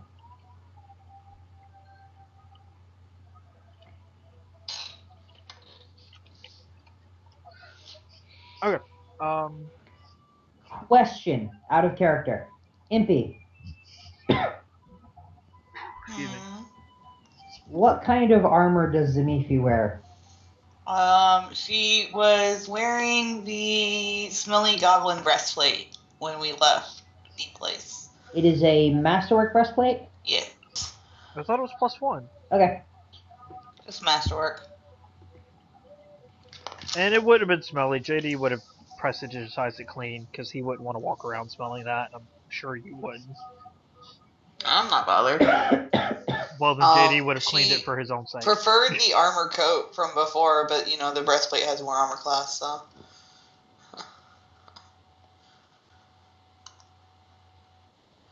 Oh, I don't need to be editing that right now. Okay, so in that case, while gathering loads of stuff, JD will hold out all of the candles and just move those into a Mako's room and set them down there. um, Okay, you have effectively turned Omeko's room into a shrine. I mean, yes, he would have put them in obnoxious places like that too. There are currently 60 ever-burning candles in Omeko's room. And they don't give off heat. They don't start fires. So much money. Uh, Oh, I was totally gonna make her pay for it. Ileana said do it for free. it's like 1,500 gold. It's not that much. Oh, just a second. 60 times 25. Oh, yeah, 1,500. Okay, well, you know what? We Yeah. have one item worth double that. I mean, still ancient, all I can get. I'm not complaining in character. Relax. Ileana has a plan. Ooh, a plan. I like plans. And besides, we're already getting. Should. You know what? We're already getting over 1,500 in extra gold because of me. Thank you very much. I factored out the math one day because I was bored. Brave man, I would have just taken everything to Wolfram Alpha and just do this for me. I don't want it. I like numbers. All right, shut up. Anyway, Fucking hate numbers. Or words. Going to overload myself so much so that I'm encumbered, and hope that Ileana does the same, so that we can just sell all of it at once. Sure thing. Impy, out of character question. We have a +1 small hide armor. Did you not want that? It's not as effective. It's not as effective as the breastplate. Even with the I don't That only provides a plus. That only provides a +5 mod. right. Okay. Yeah. Never mind. Although, wasn't even as effective as the armor no, coat. I say. We had this conversation. What did I do? I think I have +1 pajamas somewhere, but I don't remember what I did with them. Magic pajamas are always a good time. I think that might be the hide armor. No, because I had leather armor that was +1, Alright. but I don't know Yeah, where it got wrote down. Well, it's not Hopefully wrote not down good. in party loot, so it should be on your sheet. If it's not, you should fix that. I mean, it used to be. I guess it decided not to be. I do remember I remember that conversation now. I had just forgotten it, but now that people have reminded me, yeah. Anyways, so gonna go sell off all this crap. When you walk outside, you notice the huge ass helmet is still out there. Okay. Although it's been pushed about 5 feet to the right of where it was. Did someone try and steal it? You can also see next to it a clear imprint of someone having collapsed to the ground. I don't actually have that spell. I can't pick that up yet.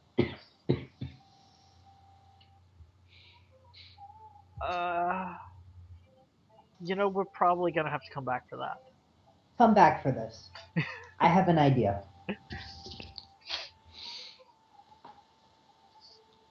And then proceed to go to a couple of the armor smiths around town to sell shit. Might as well start there, yeah. That's the majority of what we've got.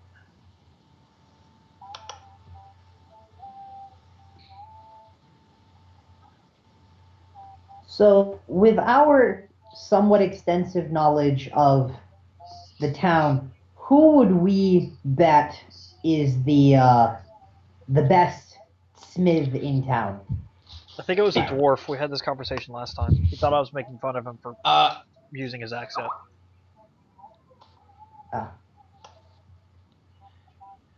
I think. Not a dwarf, no. Where is it?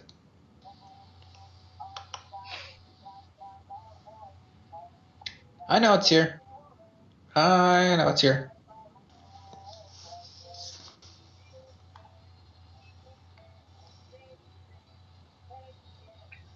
Ah, yes. There are two places where, two main places where armor and such could be found.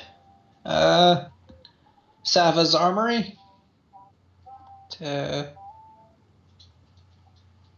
on. Get back to the map. Number 12 here on Tower Street. Okay. And the Red Dog Smithy, which is number 15 here on Undisclosed Road. Oh, Festival Street. Yeah, it looks like Festival. All right. Festival Which is high. one of them is better? In what context? If I wanted something made to order, who would I go to? Oh, the Red Dog.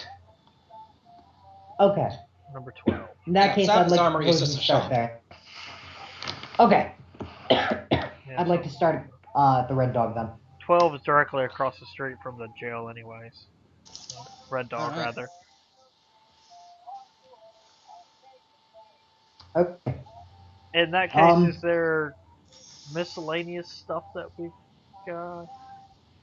In that case, what about where would we go for all of the jewels and the holy symbol and the old doctor's tool set? Well, Since unless the there armor is like smith a is jeweler across the street. specifically. Unless there's a jeweler specifically, then I would Blacksmith. assume the general store. Oh, the general store. Do we have a jeweler specifically? I am just checking. Or something along those lines.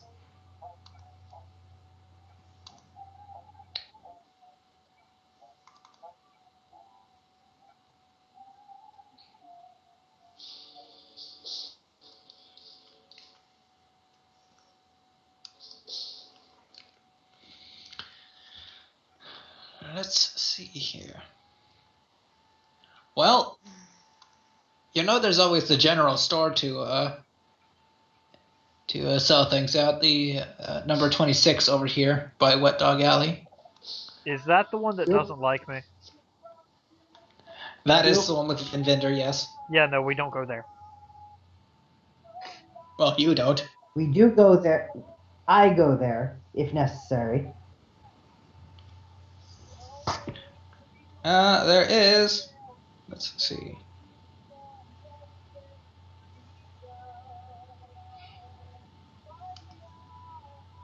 For clothing, there's Verna's, which is right here, actually. Unless Verna would be interested in jewels. We're not selling the clothing yet.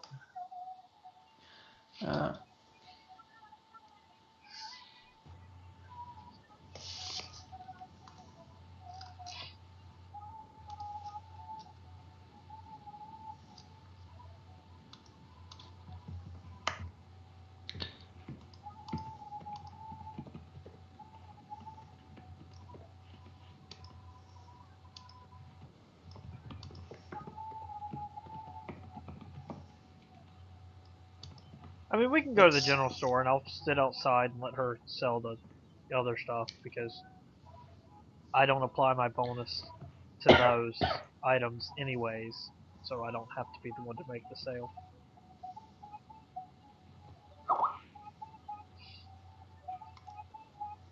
Okay.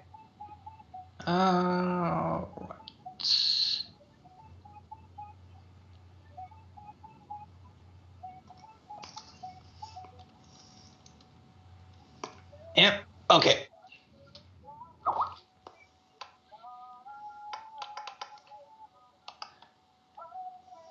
So, where will you be heading first? Vendors, gonna sell off the miscellaneous stuff first. Yeah.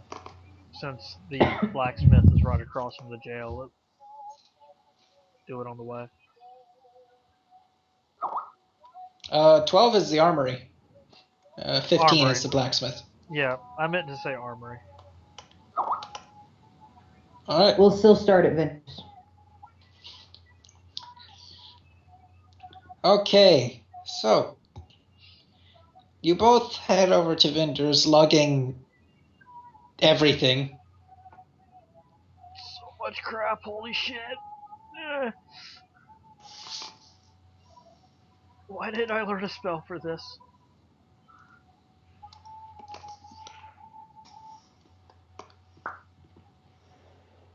Probably cap off my health. After a night's rest, that would have put me at full, yes. Okay, so walking into Savo's armory. No, then vendors. Oh, right, vendors. Right, Which, yes. I follow her to the street and then stop. You got it from here, right?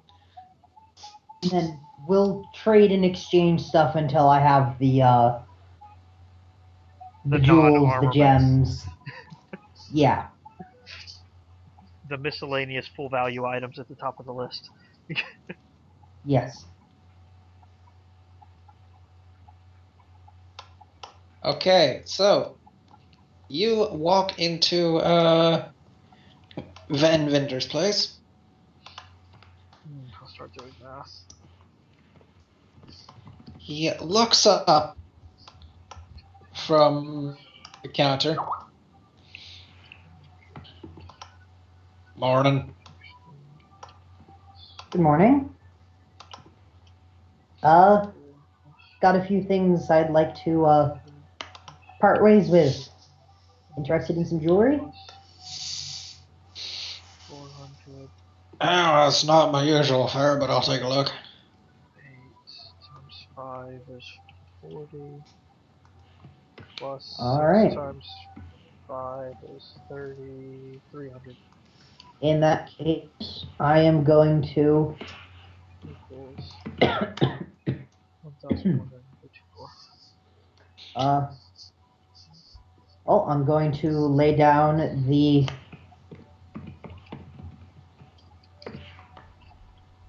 crown, the golden holy symbol, jade necklace, the malachites, the gold dust, the silver dust, the various precious stones, all of which are going to be loaded into the fancy box, and then I'm going to set down the tool set, the doctor's tool set, alongside it. Oh, this is interesting. He's gonna look at the old doctor's tools. Huh. I haven't seen one of these in a while. Not sure what they're all used for, but I figured they must be valuable to somebody. If you're not interested in them, if you could maybe point me to, a collector. Well, these are medical tools.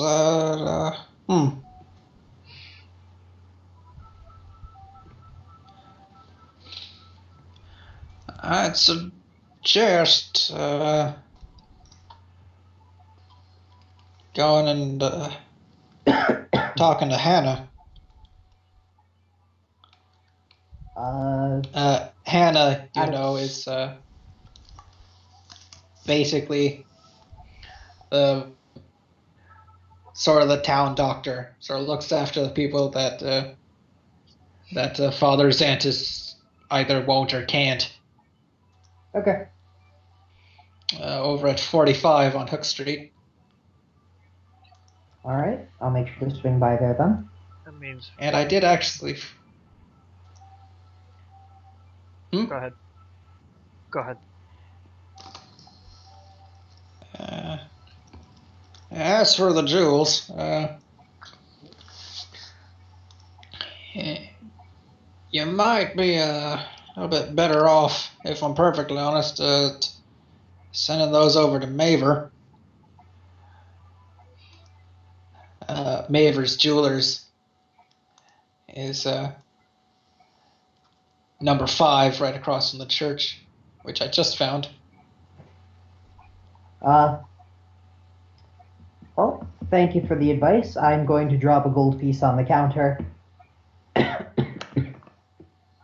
Cause Let's see, as for the rest of this, what else did you say you had? well, there was He didn't want any of it. The only thing left is a gold holy symbol. gold holy and the gold dust and silver dust, which isn't necessarily useful to a jeweler. Well, true. Gold and silver, I think there's some alchemical stuff that uses gold and silver dust. There is. I was thinking that if you weren't interested, I could stop by the Pillbug. Or you could find an alchemist. True. Wait, I got the name of the shop mixed up, didn't I? No, the Pillbug. Isn't the Pillbug? Pillbug is in fact an apothecary. Okay, I was right. I remembered.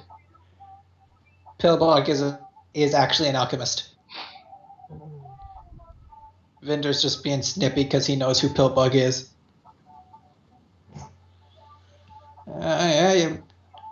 Best be over at the Pillbugs or over at Bottled Solutions. All right. Which are 16 and 17 on the map, respectively. Okay. I'm going to pack that stuff back up into my bag then. Again, leaving him the gold piece as thanks, because gotta give him something for his time. Walk out. JD, come. I'm not a dog. As soon as he hears JD, Oh fuck! and Vinder rushes to the window. You're a pack mule as far as I'm concerned. JD's already moving as quick as his stubby little weak legs will carry him. The moment I said his name, I was doing it very authoritatively and in such a way that it seems like, well, I'm basically treated, whenever we come anywhere near vendors, I treat JD like, like he belongs to me. Because I know Vinder will appreciate JD being forced to do work. That's basically the only thing saving him at this point. See, I have a plan. You just like to torture me. You're evil. You can feel Vinder's eyes still pouring into the back of your head. Yeah. You didn't have to tell him I was there at all. Once we're away from the shop, no, I suppose I didn't, but if I reinforce the fact that he and I are allies, air quotes, in hating you, I might get better deals in the future. JD sighs. This is all because I lit you on fire. He mumbles to himself. That is only a very small part of why I do all of this.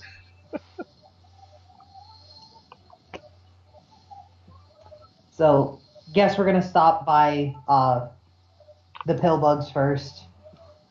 Part with the gold and silver dust. All right.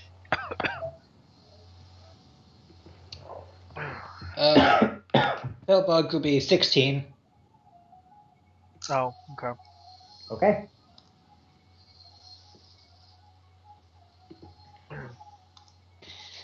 You walk into the Pillbug, and after a little while,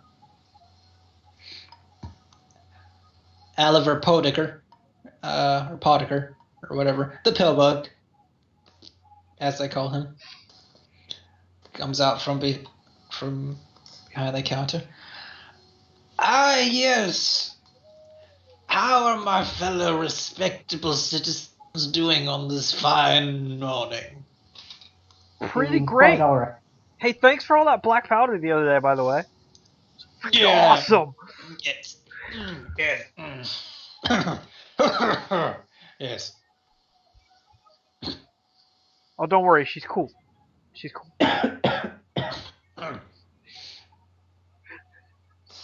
You're not still cops, are you? Technically, I guess we are, but I mean, I'm I'm gonna not. shrug. I'm not cops anymore. I don't think. I think he's kind of mad at me.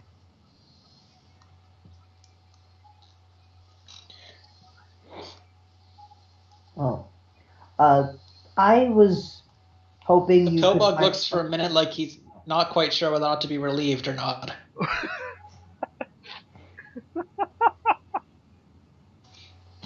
I was hoping you could find something to do with this. I'm gonna pull out the pouches of gold and silver dust. Ah, I see you brought me some alchemic reagent. Oh, yes. Oh, yes. Oh, let's see here. Let's just see. Gold and silver dust, it looks like it. Mm-hmm. Let's see. Yes. 340.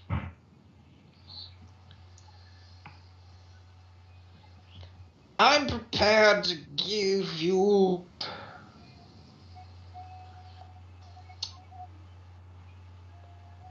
310 for the lot.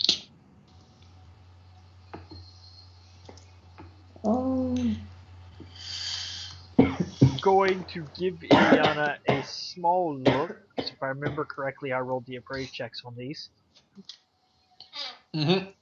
I'm not very good at the appraise checks, but ignoring JD, You're the diplomatist, Oh. but I'm the one that does the math. I'm aware of that. Oh, come now. 310?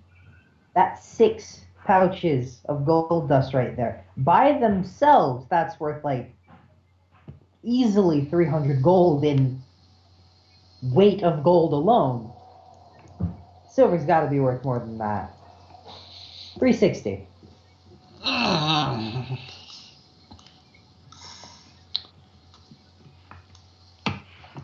I will make no mistake. It's certainly a lot, but that's half the problem, you see. There's bulk pricing to consider. There's also a lovely diplomacy to consider. Let's see here.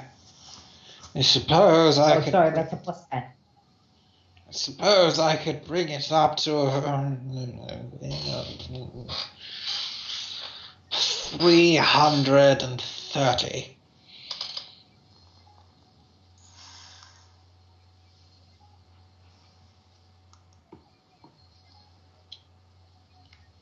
340, and remember that you are the first person we come to whenever we find interesting reagents.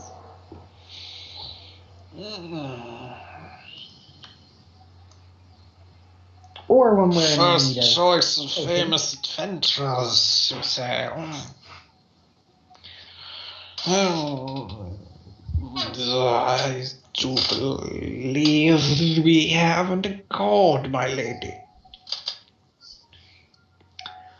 340 gold pieces. Closes his powdery hand around yours. Alright. There's a mote of powder that escapes. Okay. And once he turns around or looks under the desk or leaves to collect the money, I am going to quickly scrub my hand clean with Prestidigitate. Scott, I assume you're currently playing with Party Loot at the moment? No, I am not. Okay, good. I'll fix it. I don't know why, it's just, it's my thing. It's your job. Do your job. 340, and the gold and silver pouch is gone. Takes the pouches into the back with them, taking a couple of trips. And as you're magic rubbing down your hand, the powder falls away, and when it hits the ground, it sort of splits off and rolls away from itself. It seems to be repelling itself. Oh, well.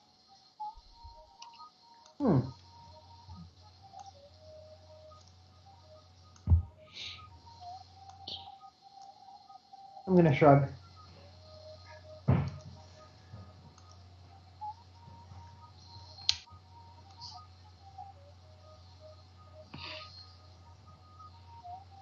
All right then.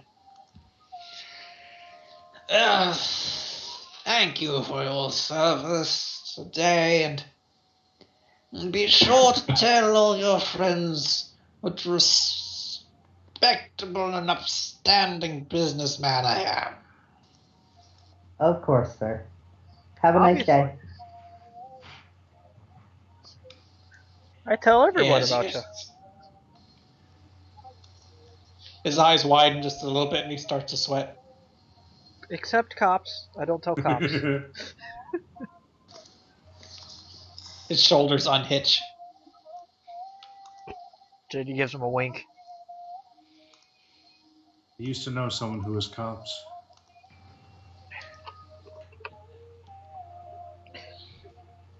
Once we leave, I'm going to look at Ileana. I don't know why he always gets so nervous.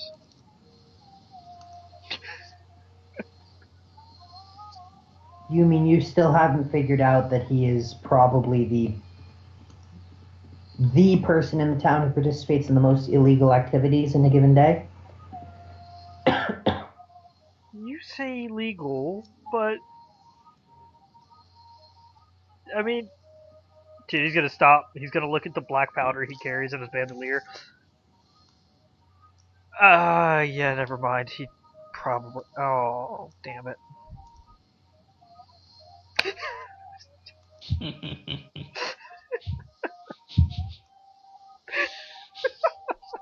Shit.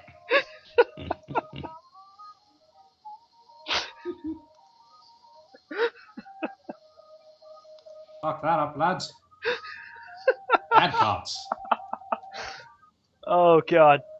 Not like the threaten to punch you kind of way, more in like the incompetent. I guess we're going straight up to 12 now.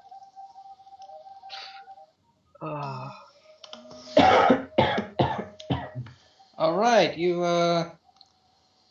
Armory stop next. by the armory of Sava Bekani or Bevaniki. Sava. Savo! Savvy.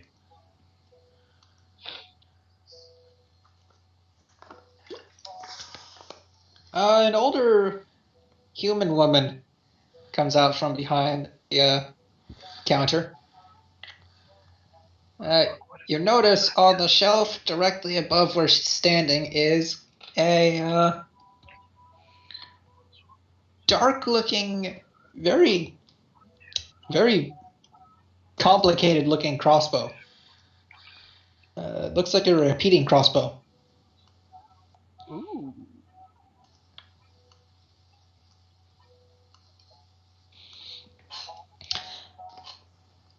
Oh, I'm gonna cast Detect Magic real quick.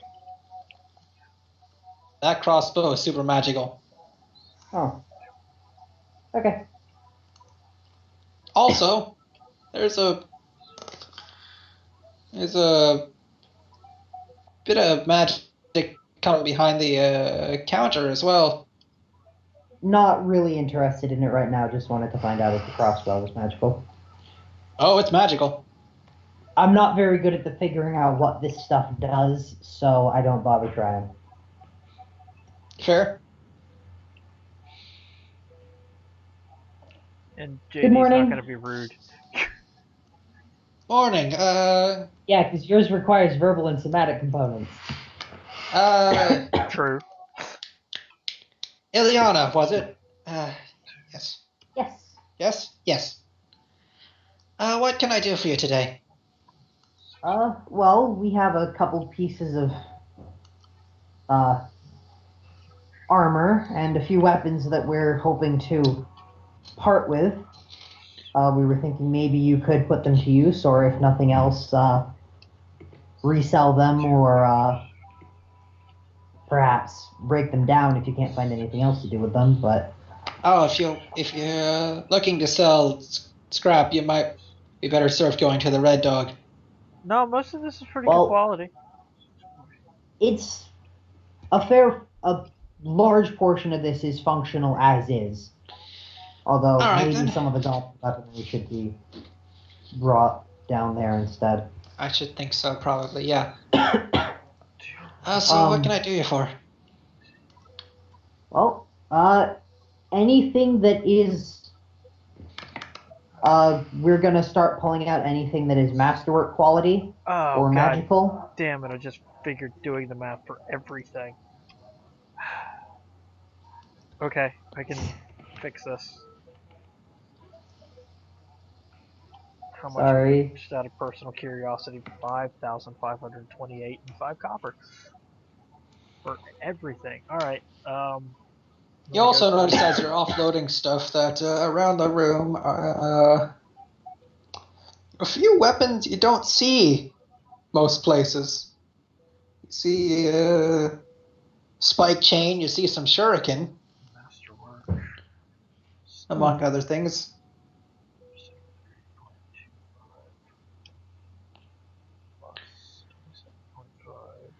Rowan. Yeah. Cross is planning on going the item crafting route, right? Yeah, pretty much. Are you planning on taking craft magic arms and armor? No, I wasn't, honestly. Okay, so I'll find somebody else for that.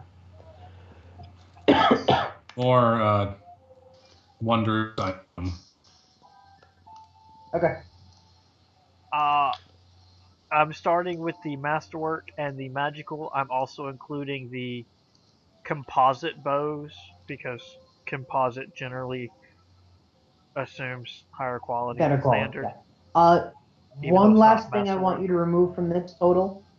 Plus, One last thing I want you to remove from this total. Remove the +1 breastplates cost from this total. fucking okay. I have plans for that. I'll finish factoring up everything else and then take that back out. Masterwork, horse shoppers, 682 plus 1 armor, 640.75, 640.75.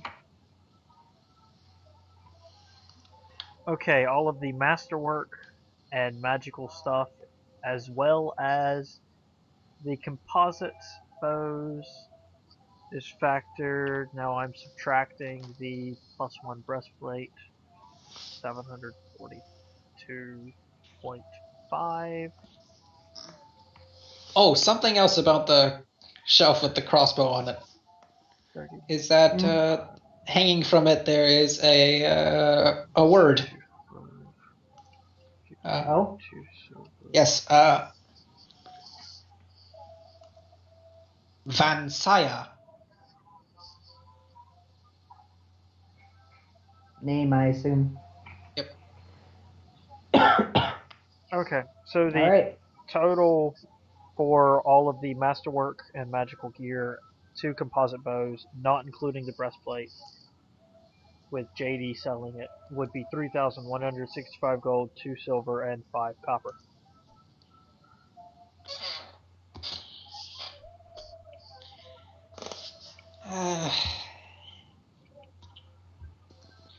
Let's see here. Well, for all of this, and it's a lot, really a lot. I would be prepared to part with 3170 gold pieces. Ooh. That's handy. I'm double checking to make sure I factored one thing.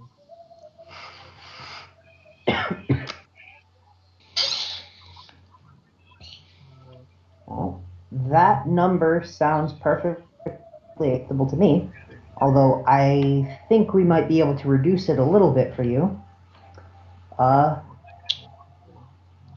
Would you be interested in doing a bit of a custom order?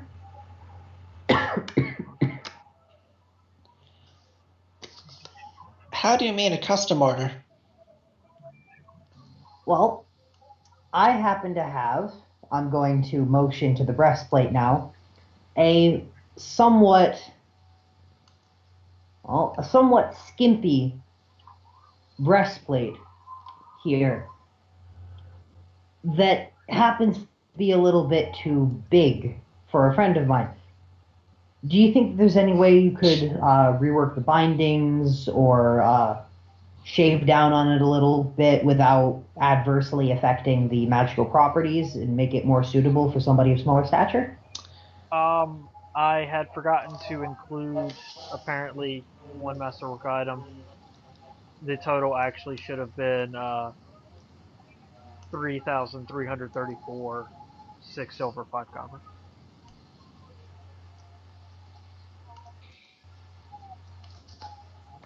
Well, if you put that item on the table as well, she'll be more than happy to bump up the price.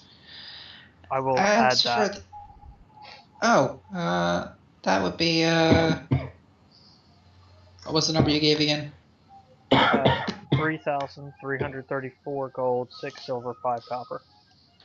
I'd be ready to part with 3,000. Damn it! Just write it down. With insert number here. 4 GP, 6 silver, 5 copper. One extra 3. I just noticed that. 335 gold pieces. It's a bargain. I'd be altogether. I think 3,335 is a nice round number. And that sounds perfectly acceptable. As for the armor, I'm kind of amazed it protects anybody, although I guess that's what the magic is for, and That's part of it. B, I'm not really a smithy, I'm just a sort of a merchant. I think you'd have to go over to the Red Dog for that as well. All right. We'll ask him then. Thank you for your time either way. 335 gold. Or excuse me, 3,335. And thank you. 3,335 plus the 344 we've already got, plus 344. 3,679. JD, have you noticed the crossbow at all? After done playing mathematician, he'll take a look around, and that is a nice crossbow, and it's named even. So he will stop and look and admire. That's a really fancy. Do you mind if I?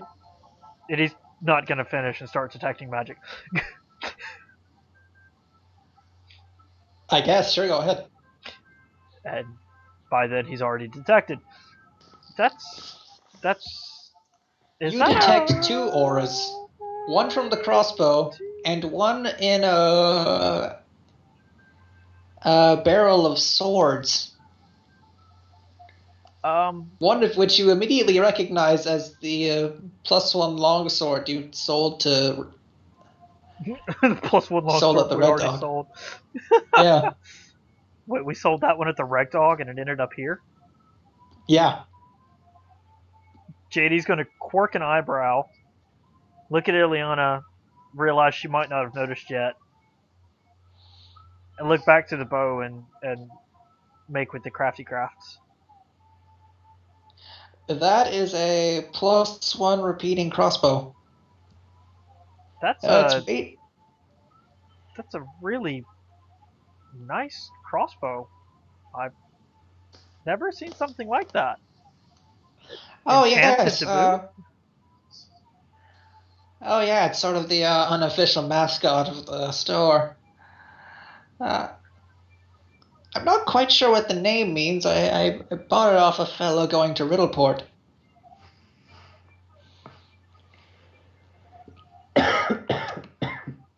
Really? Are you interested in buying it? I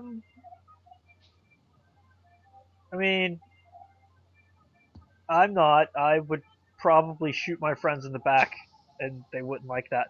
But I might know someone who is. Oh yeah? Yeah, old crotchety guy that hangs out with us sometimes. He's pretty good with a bow. Cross. Oh, At this point, basketball I'm gonna bat. take a moment to tap JD on the shoulder. Few things wrong with that idea. I'm gonna my cane to point up at the crossbow and like sketch out parts of it in midair as I begin explaining the difference between a repeating crossbow and a regular crossbow and how use is somewhat more complex and complicated, and it probably wouldn't work as well for him as JD thinks it would. Maybe, but I can still let him know it's here as an option. I don't know what skills he's got. If he wants to come look at it, he can.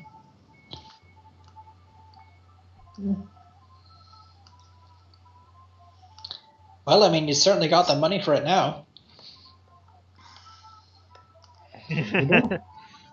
True. But this is not just my money. It's to be split up among 4 of us. So don't have the money quite yet. Maybe once we sell off the rest of this stuff.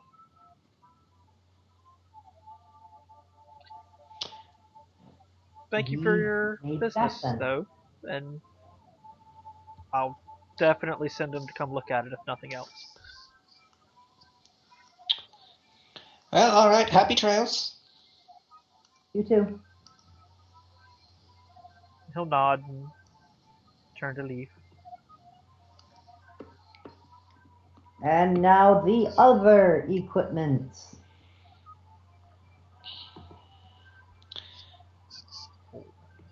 As you enter into the Red Dog, there's nobody out front.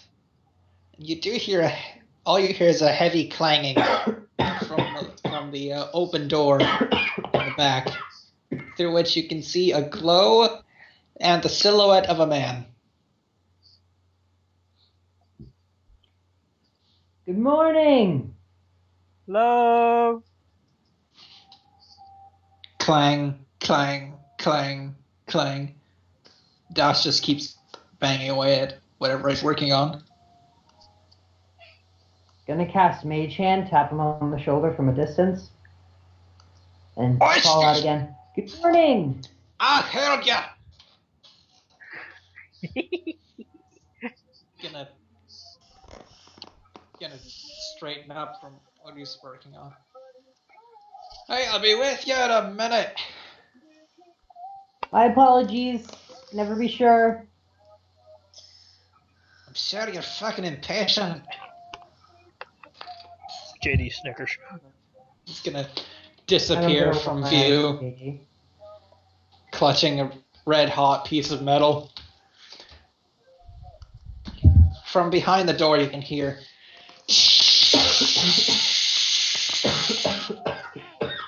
Steam starts billowing out of the doorway.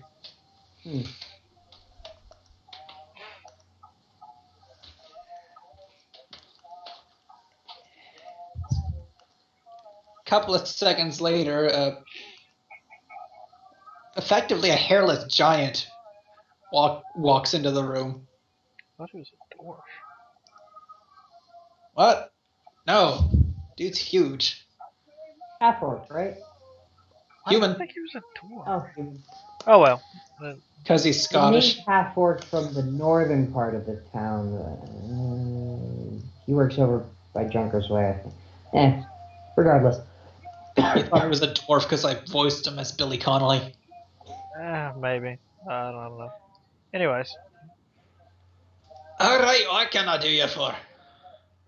Got some armor and a couple weapons that we'd like to part ways with, either as useful equipment or scrap, your choice. And I have a bit of business for you, if you're up for it. plenty of good shit here for you. JD starts laying stuff on the counter. You're not gonna have fucking complications in a second. Could give him an innocent look.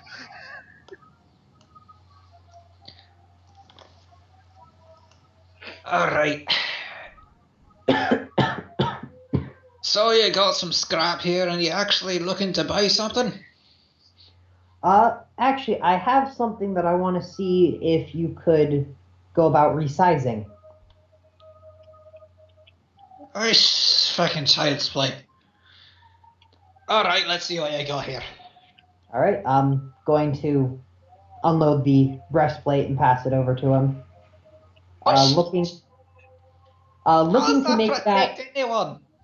It is magical, so that has something to do with it, but I admit it is a bit skimpier than one might expect. Hey, that's generous. Doesn't need to be wearable as is. I'm going to, signify that I mean, it doesn't need to look like this when it gets resized, but, I'm hoping to get it set up for somebody of smaller stature, gnome-sized. Think it's possible? Well,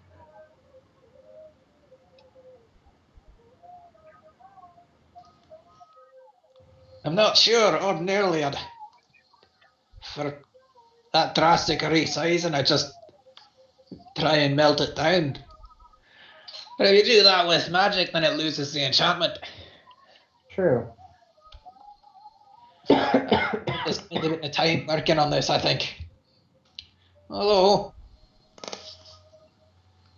it's not as big long ways as most breastplates usually are. Probably wouldn't be a too big an issue. Take a couple of days at the least. Of course. Alright, I think I might be able to make something work with this. As for the rest of it, let's see what you got.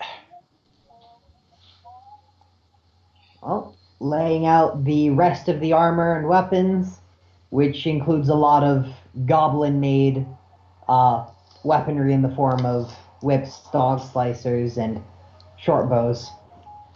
Scrap, shoelaces, scrap. Valuable scrap, though. Oh, in some cases. I'll be the judge of that.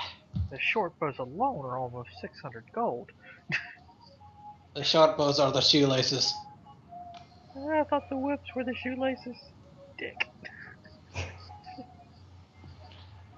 Honestly, I'm gonna lean over to JD. Honestly, the most useful thing that we just gave him would be the arrows. The arrows, well, arrows are designed to break after they're used anyways. It's the one thing goblins are good at, making stuff that breaks. Gonna whisper back, I know that, but I also know that most of it's worth a decent bit of money. Yeah, it looks It's like worth shit, a decent but it's... bit of money. It looks like It's shit, worth but it. it still worked enough to shoot us. Frequently.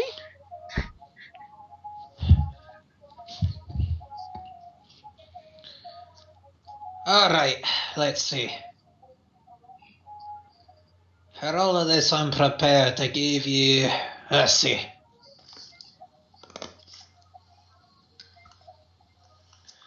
1,445 gold pieces. I'm going to do a very good job at not cocking an eyebrow there, despite wanting to. That sounds acceptable. Bloody well, of course it does.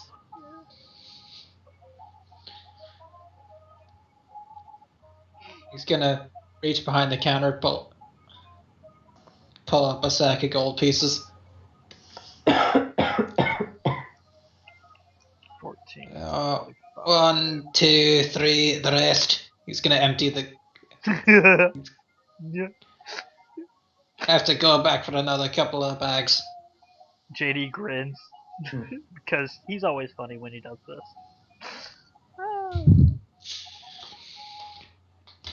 And going to delete all of that. Comes back out with another couple of bags of gold. Alright. About That's your lot. About how much is that resizing gonna cost? Let's see here. 1445. So I'm going to take the resizing out of this before it gets put into party loot. Let's see here. Let me just make a couple of wee calculations. Scott would have to answer that question. I don't know. What question? I'm assuming when he says we calculations, he's having to look up how to mod armor prices for different sizes. And I was saying Scott can answer that faster than I can. Price-wise, the cost of small armor versus medium armor is non-existent. If you're There is asking a cost how for much resizing, though. There's a specific cost. If there is, I've never been able to find it. Really? It's somewhere like, I think it's like 150 gold to resize like full plate to a different person, because full plate has to be custom made. I've always assumed that was just the general go-to number. But magic armor also automatically resizes itself to one size category. So she could put on the breastplate. It doesn't. Yes, it does. I've looked this up. No, it doesn't. I swear to you, I've looked this up. Wondrous items do. Size in magic items. When Armor an does article not. of magic clothing or jewelry is discovered, most of the time size shouldn't be an issue. Many magic garments are made to be easily adjustable, or they adjust themselves magically to the wearer. Size should not keep characters of various kinds from using magic items. There may be rare exceptions, especially with race-specific items. Armor and weapon sizes. Armor and weapons that are found at random have 30% chance of being small, 60% of medium, 10% of being any other size. Clothing and jewelry resize. Armor and weapon not. Alright, let's see here. I could have sworn it did. Maybe that was a home run. I usually use half the price of the equipment or a quarter of the price, depending on a number of factors. Usually somewhere in between there. Maybe that was a home roll, but well, whatever. Alright, let's see here. That would be... Well, half price of it would be 742 gold, 5 silver. No, half price would be 675 gold, my bad. If you want to go with the half price option. Alright, let's see here. That'll cost you 616 gold pieces, 7 silver pieces, and 7 copper pieces.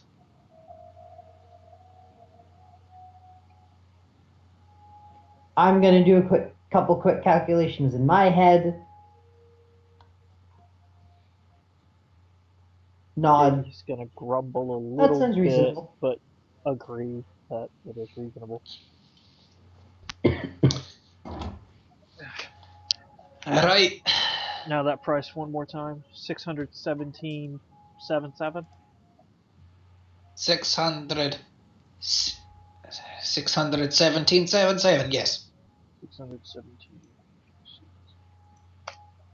So JD will quickly count that amount out, push it back across the counter, and then add the remaining to the gold he or Ileana, whichever one is carrying. Okay. Right. So, 3,000. Are you lot still holed up at the Rusty Dragon? For the moment, yes. Alright, I'll have this sent along in a couple of days to a week. Alright. Don't have any plans for the immediate future, so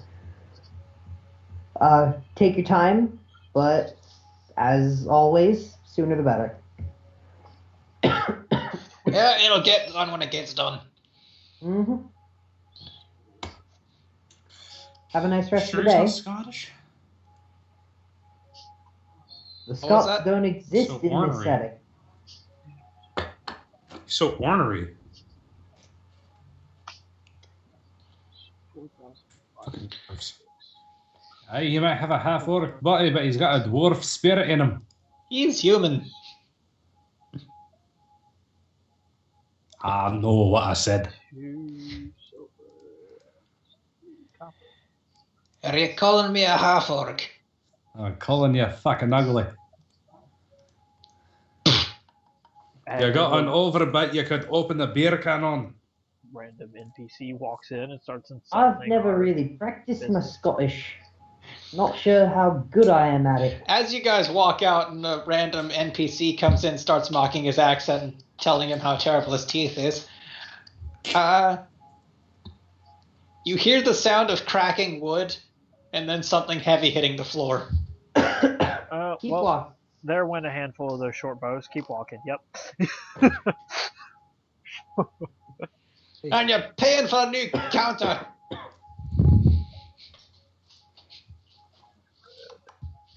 Alright, That's why I jeweler. never come back to see family. It's good to see you two, Dad. You always were a right bastard.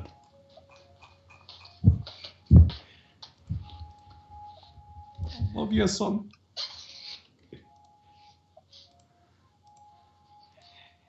Tears are shed, hugs are had. Sunday, Saturday, I must produce a Scottish accent on the stage. Alright, I can delete the price. Alright, jeweler. Call Away. small.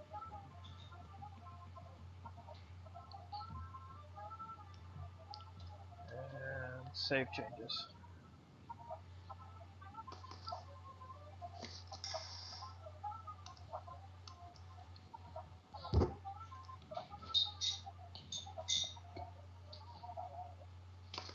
Alright.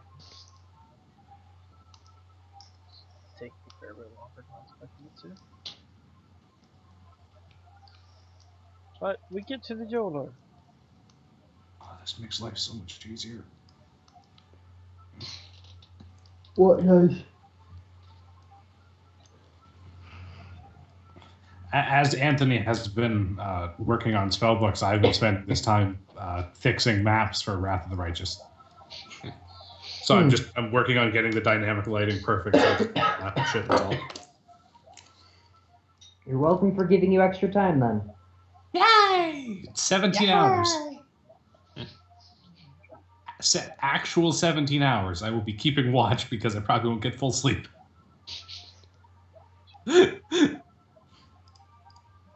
That's a good plan. You may need to run. Oh, God. Alright.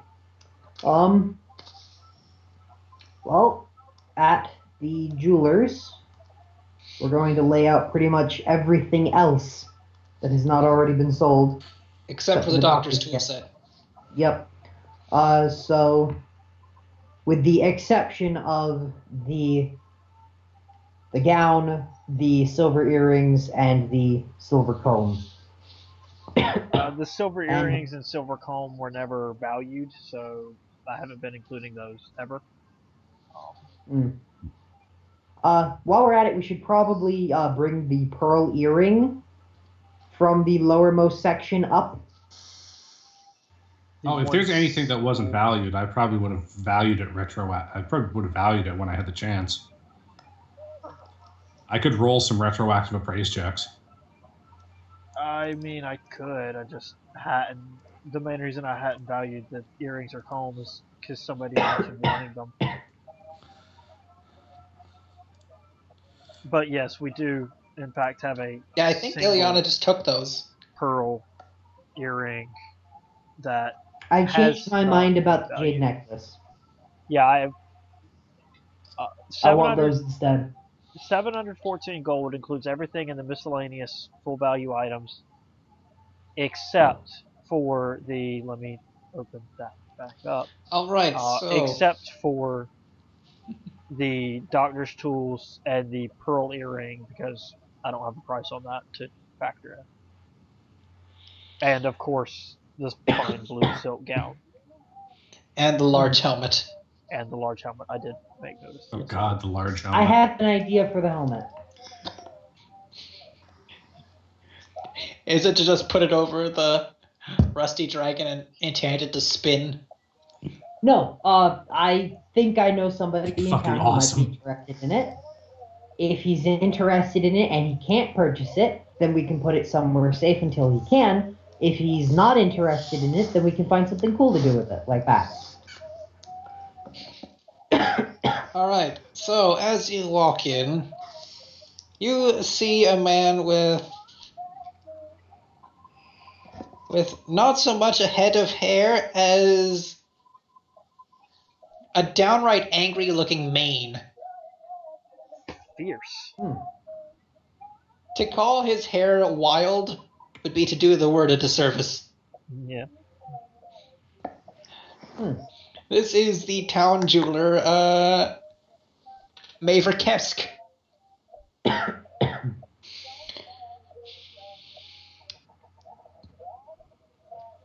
Good morning. No. Hello there. How are you doing? This looks out the window. Morning. Let's go with morning, yes. Quite well. Fine. Have some pieces that you might be interested in, actually. Oh, do you? Do you? And He's gonna same way as wave offhandedly towards the window. You can see a couple of tough-looking guys just sort of back off slightly. Yeah. Okay. Gonna glare at him. Oh, don't worry about them. I'm not going to give any particular notice to them because I know full well he hires bodyguards. There's just no reason for them to get uppity because of kids.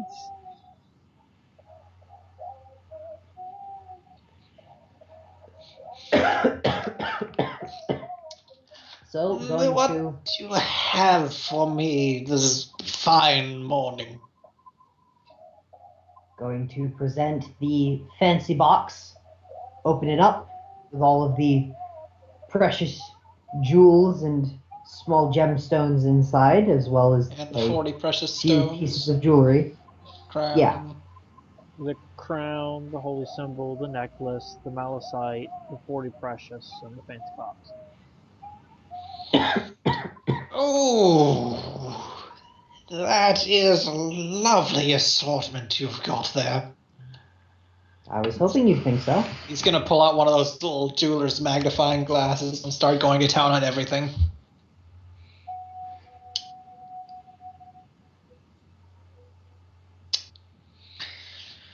Oh, let's see here. Crown.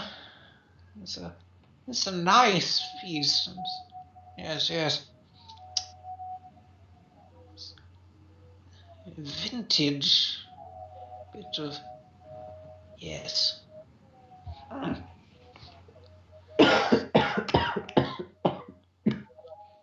This crown, I should think, is worth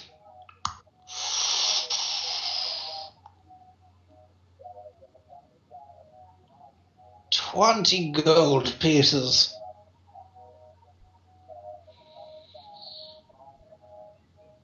That sounds acceptable.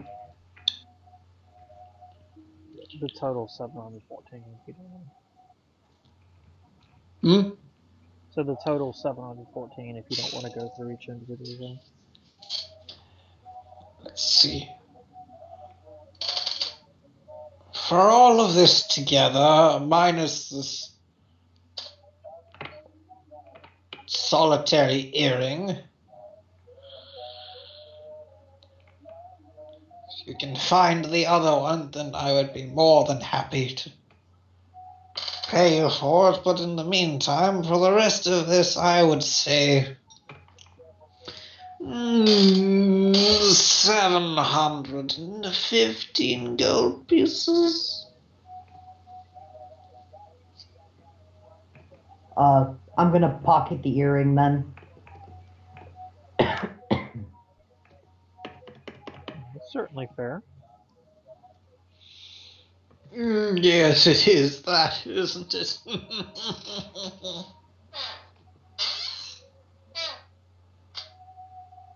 Gonna look at Ileana because she's been the one confirming everything. I have no issues with this. 715. We appreciate Lovely. He's gonna snap his fingers.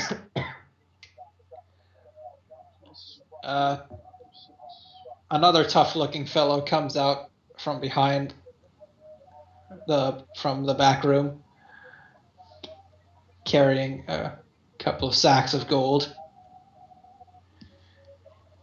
which Maver is gonna spend the next couple of minutes meticulously counting. 711 gold pieces. 712 gold pieces.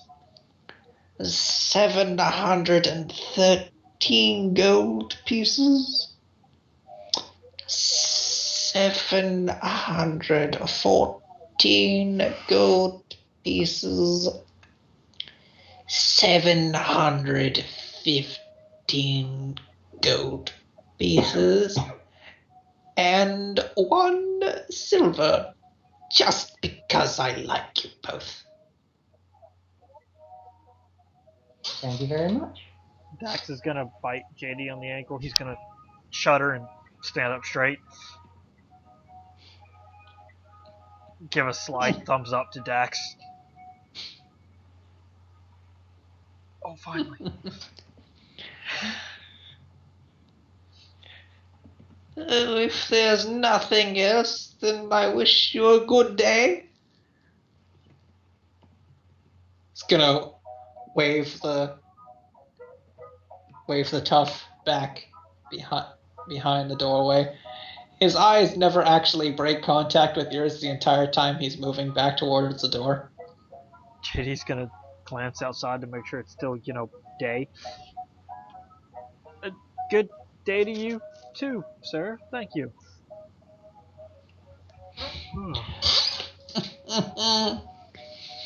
Toodaloo! Alright. Once we leave, gonna look at JD. Oh, that worked out pretty well overall. Yeah. Decent haul. Oh, yeah. You just got that old doctor's tool set, but that can wait for whenever. You notice about 3 or 4 of those tough guys not so surreptitiously hanging around. Well, Understood. Like they're trying to be inconspicuous. They're just Operative failing word being miserably. trying. There's 4 guys in, pitch black suits with something in their ear, and they keep looking around. And it's like, really, guys? Come on. Put on something a little more, They keep talking about something called a president. This is when I would put 2 fingers to my ear and wait, but unfortunately, this is not an in-person game, so nobody else would be able to see me. And there would be no tackling either, because this is not an in-person game. You're right, which takes half the fun out of it. Yeah. Well, Steve's not here, so there are no tables to break in half. yeah.